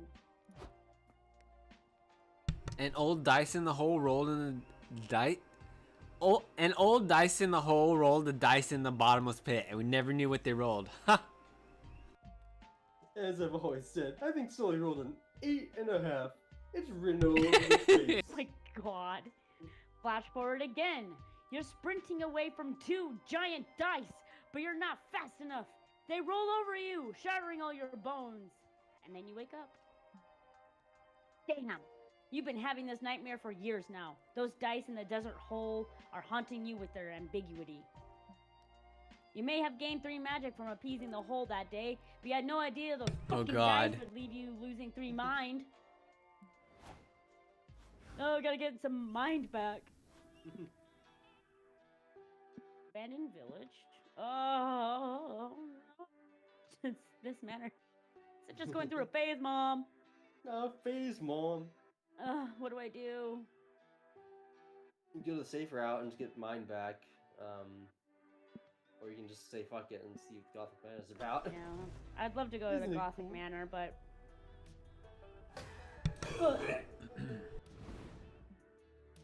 You pull over when you see a bus blasting techno music. A crowd of fish people are hanging out and dancing around it. Is Miranda going to be there? Polly runs up to one of the mere people, having the starstruck experience of someone meeting their celebrity crush. Hi. Sorry to bug you, but we are driving past and I couldn't help but wonder if... Huh? Shuts the fishman. Sorry, bruh. Can't hear you over this boosted bass. That's bass. I was wondering if this is the legendary... Yo, you gotta speak up. We're on Cod Route. The music only gets louder from here. This really is Cod Route? No way. What's Cod Route? It's a tradition, a pilgrimage practically, that was popular in Spain during the 1980s. Groups of friends would spend Friday through Monday non-stop partying, hopping from nightclub to nightclub and getting turned on the road or in parking lots on the way. But as far as I knew, Cod Route ended around 96 when the government cracked down on the nightlife laws, so this should be impossible. Nah, we found a loophole, says the fishman. This buzz has been going on ever since 96. Cod Route can't end if the party never stops. That is fucking legendary. You should be part of the legend then. Wanna party with us? It would be my honor. You and your friends dance, drink, and party the next several hours away. Hey, not to be a party pooper, but when are we leaving? I'm losing a lot of stamina after 48 hours of dancing.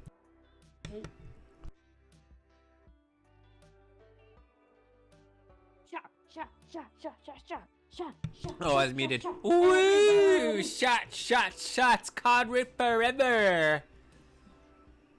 Dang, I knew Polly liked to party, but I've never seen it this bad. We gotta get her to leave. Josie's, or we may really be stuck here forever. Tie Polly to the car's mast and shove some beeswax into her ears to protect her from the alluring beats of the Cod's party. The only way to catch Polly's elusive attention is by designing a party that's not only bombastic, but caters specifically to her exact taste. The Polyfest! Polyfest it is! Okay, good idea. Let's brainstorm some stuff we could add to Polyfest to make Polly like it. Let's tell her there will be twerking contest at Polyfest. She loves twerking. We can also tell her that there will be drug taking contest. She likes drugs. Drug taking contest sounds like an OD waiting to happen. Yeah, I don't really get it, but it's her thing. Polly's also pretty smart. She's into smart stuff like chess and books. Maybe we can tell her that there will be smarts contests at party too. No, none of that. Scott's ideas are very earnest and sweet, but you feel the need to remind him that the partying isn't really about having a series of contests. Oh, good point. Then let's just tell her that it will be. Let's just tell her there will be twerking, drugs, books, and chess there. That should be enough to convince her. Fine by me, but doesn't all this dishonesty make you uncomfortable? That's fair. I really like to lie. I usually do my best to tell the truth and be a good boy. But if we don't do something, Polly will stay at this party forever and never do the other stuff she likes to do. And I think letting that happen would be a lot worse than lying. Damn, Scott. Let's find her. It'll probably take a lot of convincing to get Polly to leave this place for Polyfest, but...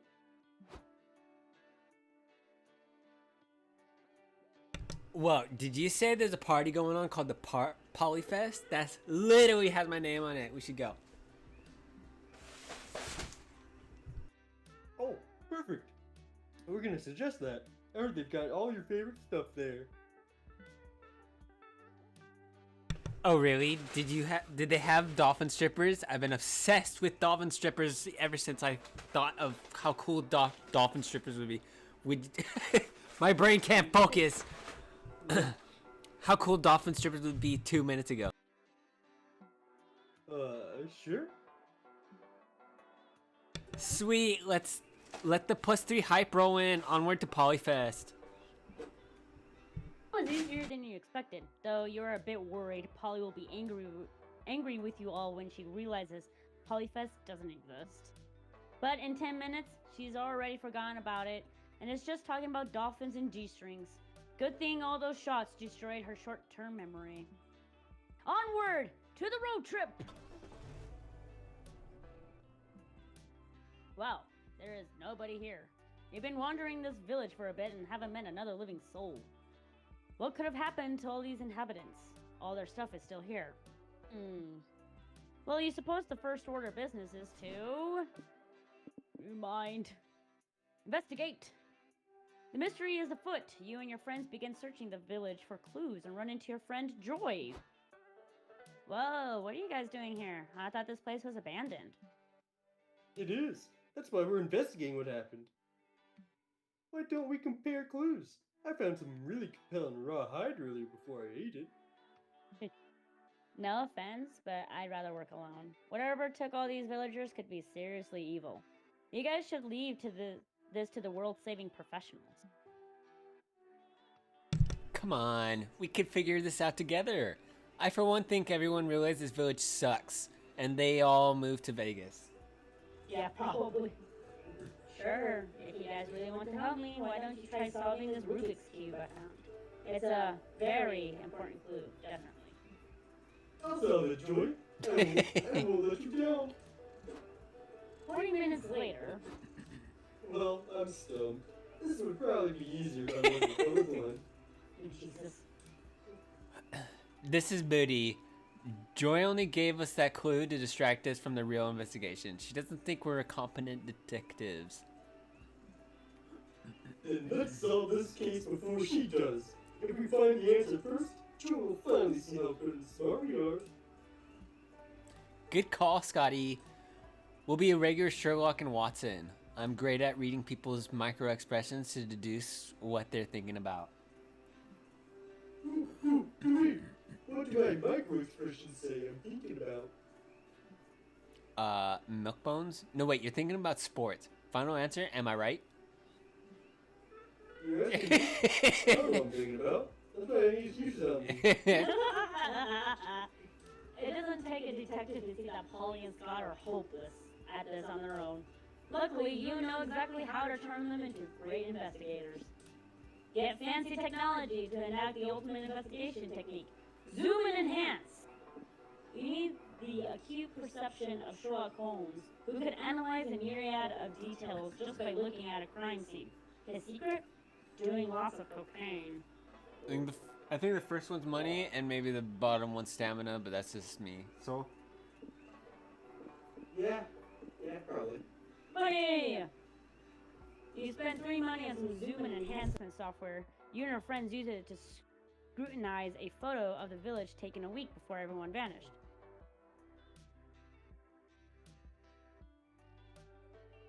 What's that on the roof of the bowling alley? Toesies! Zoom in on that. There's a janitor on the roof. He's doing nefarious janitor things. Ooh.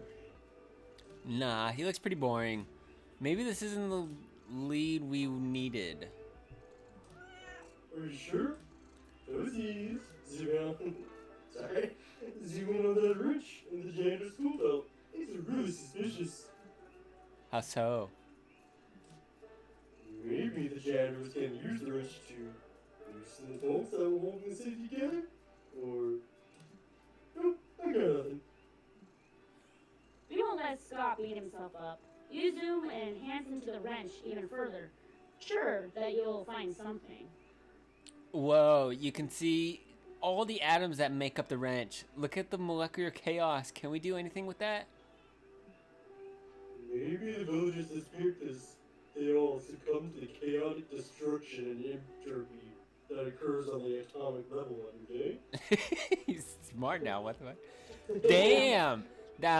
That's a really good explanation. Where'd you come up with that, Scott?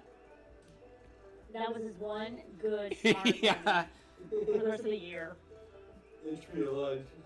I don't know. I already forgot what I said. Yep. Twinkle buddy. Yep. You show Joy the evidence you've gathered on your way to the bowling alley. She's underwhelmed, but you know you cracked the case wide open. You ain't bust her mind.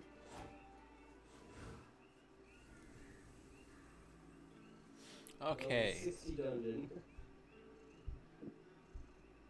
Oh man. I guess we can go for more mind. I would say just do the random one. We get. Okay. Yeah, we don't know. Yeah. Polly, stop being a buzzkill. Normally, a dungeon would be a dark, scary place for people to be locked up and punished. Oh, sorry. But in the world of video game logic, everyone knows dungeons are just challenging labyrinths waiting to be explored. Yep. There are plenty of ways to plunder a dungeon. What's your preferred method? Oh, well, we gotta fight the dungeon boss for sure. 99 levels of exploring the dungeon, fighting slimes, and solving puzzles later, you find a heavy iron door labeled Final Boss. You open the door, readying yourself for a fight. Inside, you see a single skeleton sitting in an armchair doing a book of Sudokus. Where's the boss? Are you the boss? It's Sans. The skeleton looks up at you over his spectacles and says, "Surely I'm the landlord." Oh, we get to fight a landlord. That's kind of cathartic. I can't recommend fighting me. My special moves are call the cops and sue for assault and battery. Seriously? But we didn't hack and slash our way through those 99 other forts and not kick some dude's ass. Well, if it's a fight you want, you're in luck. There are actually 2 final bosses that you can choose from. Due to the recession, later rental prices have gotten pretty steep, so this dungeon has been converted to a timeshare. I'd be happy to schedule a beatdown with either one of my tenants for you. Who do you want to fight? Level 69. Dominifil, the edgy fallen angel who draws powers from their very complicated fashion choices and convoluted backstory. Harry, dungeon middle manager.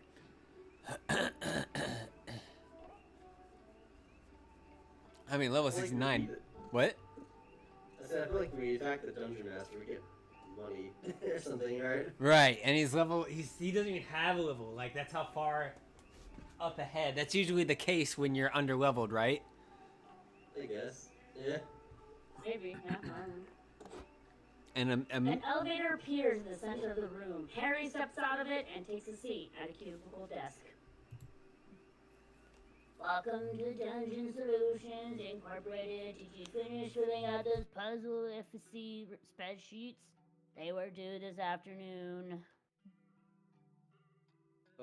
We were never told to do that. Yes, you were. I CC'd you in the email. You watch a health bar above your head lose 25 HP. Fuck!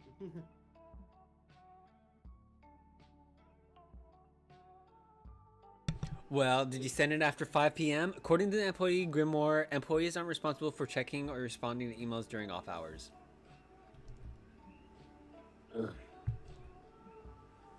Thank God Polly has a plan. And better yet, it's working. Harry's HP is going down.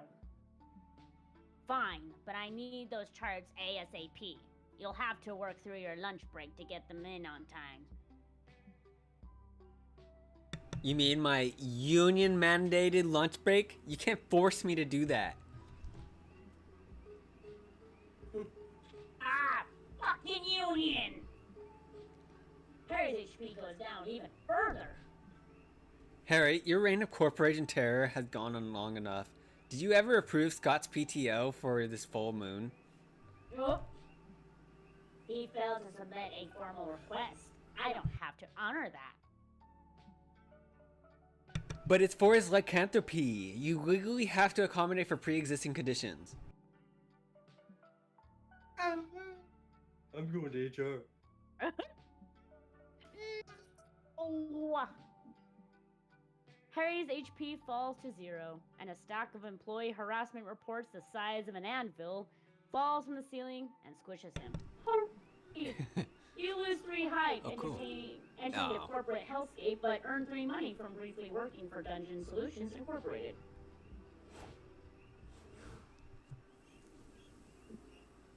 Yeah, maybe the other guy gets all shit. Oh, shit.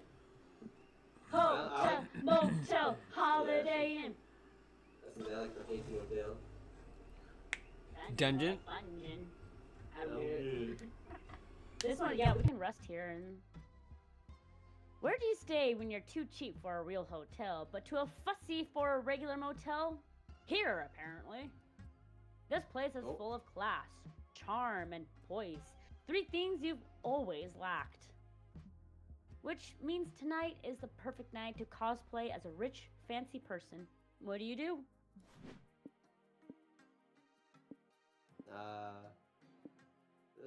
Visit the bar looks full of amenities. Which guys do you think?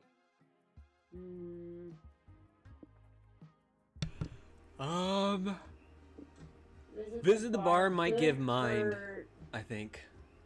Because it's relaxing, and explore the amenities. Well, shit. I was just saying, like, from a non-stack point, what do you guys want to do? Oh, So I'd probably say, I'd say visit the bar, but... Like, yeah, do it. Scott is sleeping and Polly's busy reorganizing her news, so you head to the bar to do some classic drinking alone. Before you can order, though, the bartender brings you a drink you didn't ask for. The guy sitting at table 3 ordered this for you. He said to tell you that my wife really digs your vibe. Do with that what you will. You check out the couple. They're a couple of hot silver foxes. You drink your drink and get up to say hi when another drink is delivered to you. Hey again, this one's from the warlock at table 2. He says, your eyes hold the magical secrets to the universe. Pickup lines are just getting weirder and weirder these days. You check out the warlock while you drink this drink. His shadowy eyes are mind-bending, a bit crazed, but that only seems to draw you in more. It's a tough choice between him and the swingers, but... Alright, Miss... and popular. This one's from the gang of mercenaries at table 7. I was, too scared to ask if they had a message for you. Oh, you got the message, alright. Those mercenaries are armed to the teeth with lots of scars and rippling muscles. Mark you down as scared and horny. You'd happily try your luck with everyone if you could. The spirit is willing, but alas, the flesh is weak and kind of tipsy after 3 drinks. You decide to sit with... I mean, you want to try this just for magic, maybe? Yeah. Sure. Welcome to my table, enlightened one, says the warlock. Your choice of joining me on this dreaded night is a fated one. I'm on an important quest to unlock the forbidden depths of magic that lay dormant in places beyond where any sane mind dare reach. But alas, it'd be foolish and prideful of me to attempt such a legendary quest by myself. No, to maximize the chances of success, the ideal ritual requires at least 2 bodies, joining forces to embrace their spirits in a powerful, sexy union. Oh, hell yeah. If you'll join me, we will stare at each other for hours as we sink in each other's souls, swimming to the bottom of our very selves. Mindy! No winking? Mindy. No winking, but use of tongue is allowed. I don't know. This sorts of sounds a lot like kinky warlike tantric sex. Would that make you agree to the ritual? Yes. You spend the night performing this arcane ritual. In doing so, you reach the mentioned forbidden depths in We did it! Holy! We got there in the depths. But you lose 3 mind from staring at the warlock's wild eyes for Oh god! 4 hours. It totally was kinky warlock tantric sex. Time to stop and get some rest.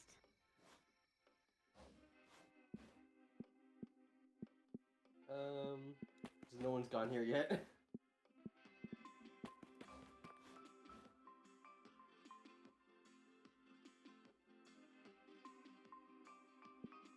Go to the car. I don't know. Later that night. UFO! Look at that, Kenny! Just for you.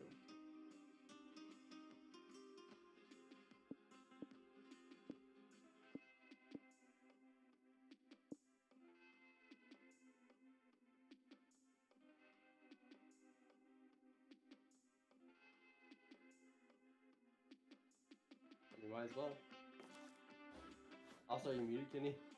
Oh shit! Welcome to the benches, Yeah. where you can relax and talk with either Polly or Scott. The conversations you can hold with them are a chill narrative treat with no choices to be made. If you have long enough conversations, you might score a date ending with one of them. Also, by having a conversation with Polly or Scott, you'll activate the chaotic energy passive effect, which will remain active for the following week. Oh shit. What does it do exactly? Find out for yourself. Now go make some small talk.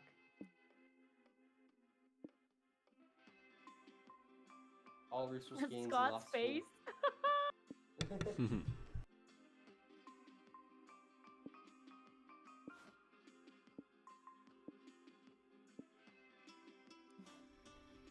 Yeah. Yeah. Oh, Yeah, I've been looking into cooking. tasty. It meshes 2 of my favorite things. Chemistry, which rocks, and little momentous joys. Like, how dumb is it to spend hours making something that's gone in a blink of a couple mouthfuls? It's so incredibly inefficient that it becomes simply beautiful. That's a nice thought. And now that I don't even really need to eat, my hobby has reached new heights in stupidity and of beauty too.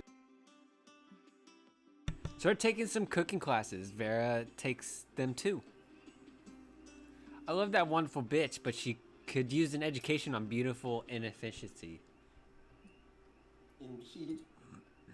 I think it's healthy for her, even if the classes stress her out most of the time.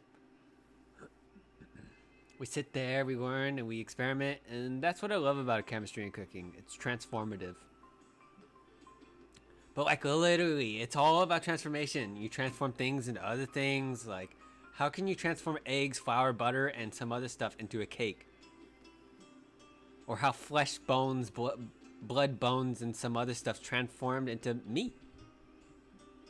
So yeah, I think the afterlife gives you some new cool perspectives, and I also think cooking rules. Maybe one day I could cook something for you if you dare. I'd love that. Oh, damn. Wherever the prank masters go, hijinks ensue. Can you handle the consequences of their mess? Next week, all resources gains and loses from events are increased by 1. Talk to Damien. His secret weakness. Sure. It must be Damien. Weaknesses? Ha! I don't have any, you noob.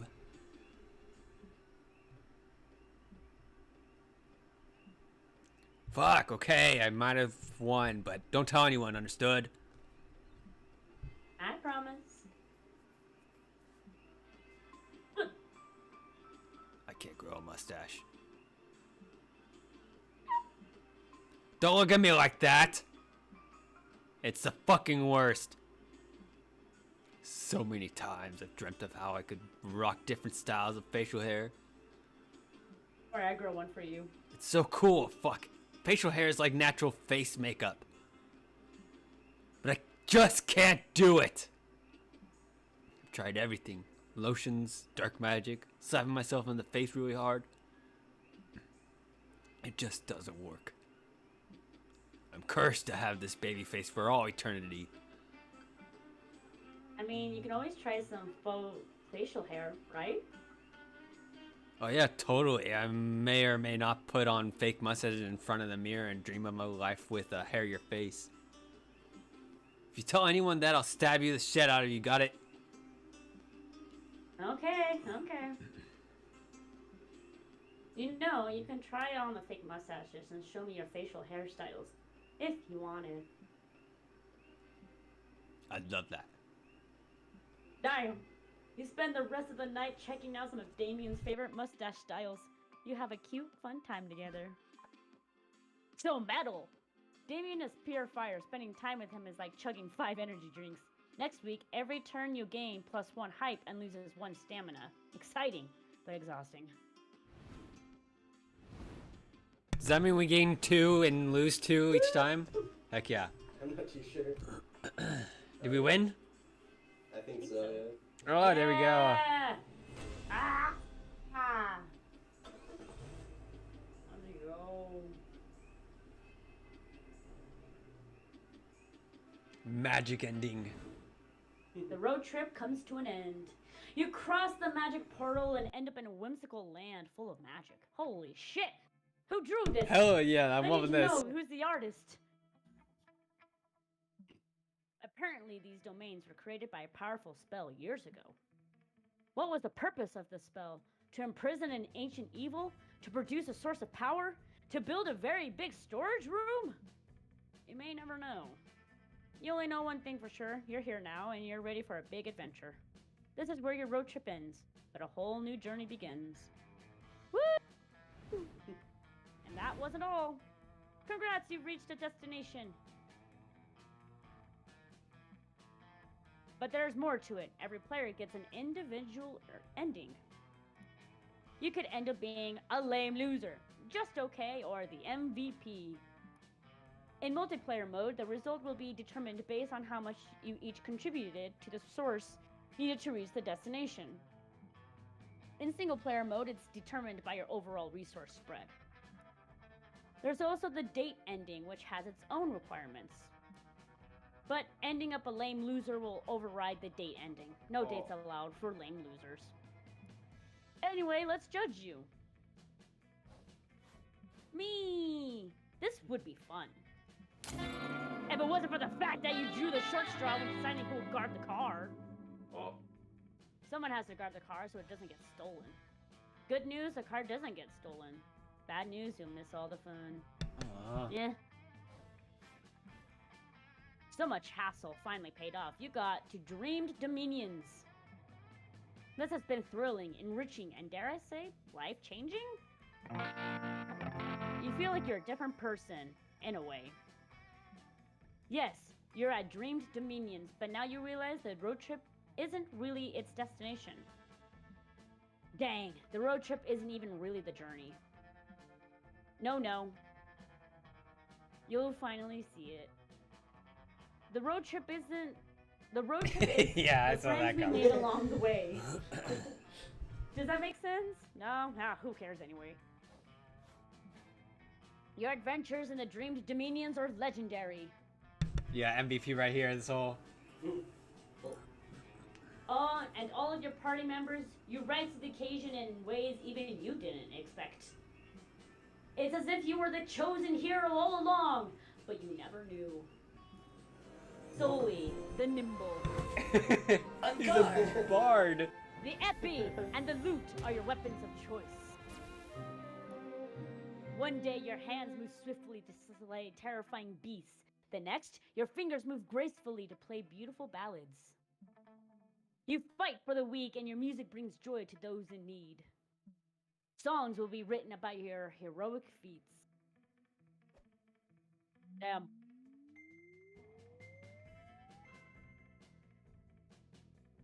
Posey. I didn't have anything. I didn't have anything to gain for magic. There was literally no destination for me.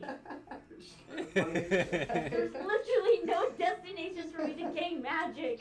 It's fucking stupid, man. I kept getting all the animal shit. Yeah, I did. Outcome GG's. 17 out of 701. What the fuck? Oh, it'd been nice if we swapped places so it'd be like close to 69. And just like that, the road trip came to an end. It was full to the brim with danger, fun, and utter nonsense. It was everything we could have expected from a trip with Polly and Scott, and then some. We not only survived the whole thing, but we conquered it and came out different people. It all turned out to be a pilgrimage into self-discovery, a rite of passage, a quest for growth. That is to say, a fucking good road trip. As we were heading back home, I thought about how all of this was just one of the first stops in a much bigger journey that was only just the beginning. Oh shit. It felt ominous and scary, but it was going to be alright. Because we were young and unafraid, and we were ready to start. Holy shit, this animation! Hell yeah. It's so fun! He's like, no. Yeah, these animations are cool. This is so cute! Oh my god.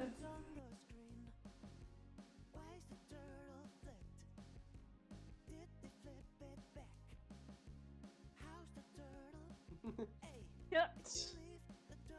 Oh shit. Hot damn.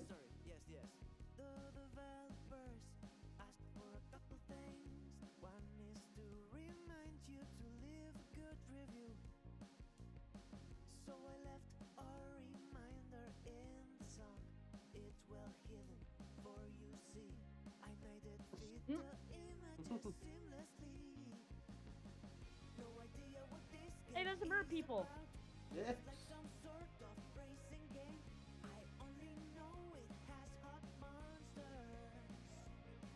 The party bus of fish.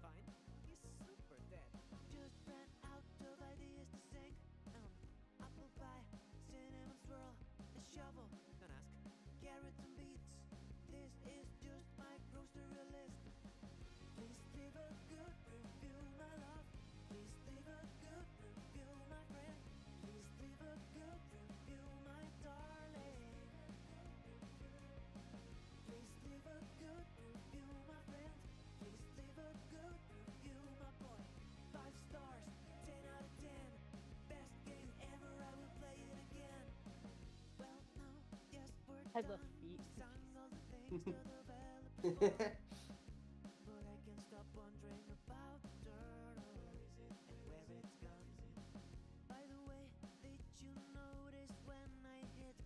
Oh! So you watched from 4 shit. Hell yeah! Oh shit.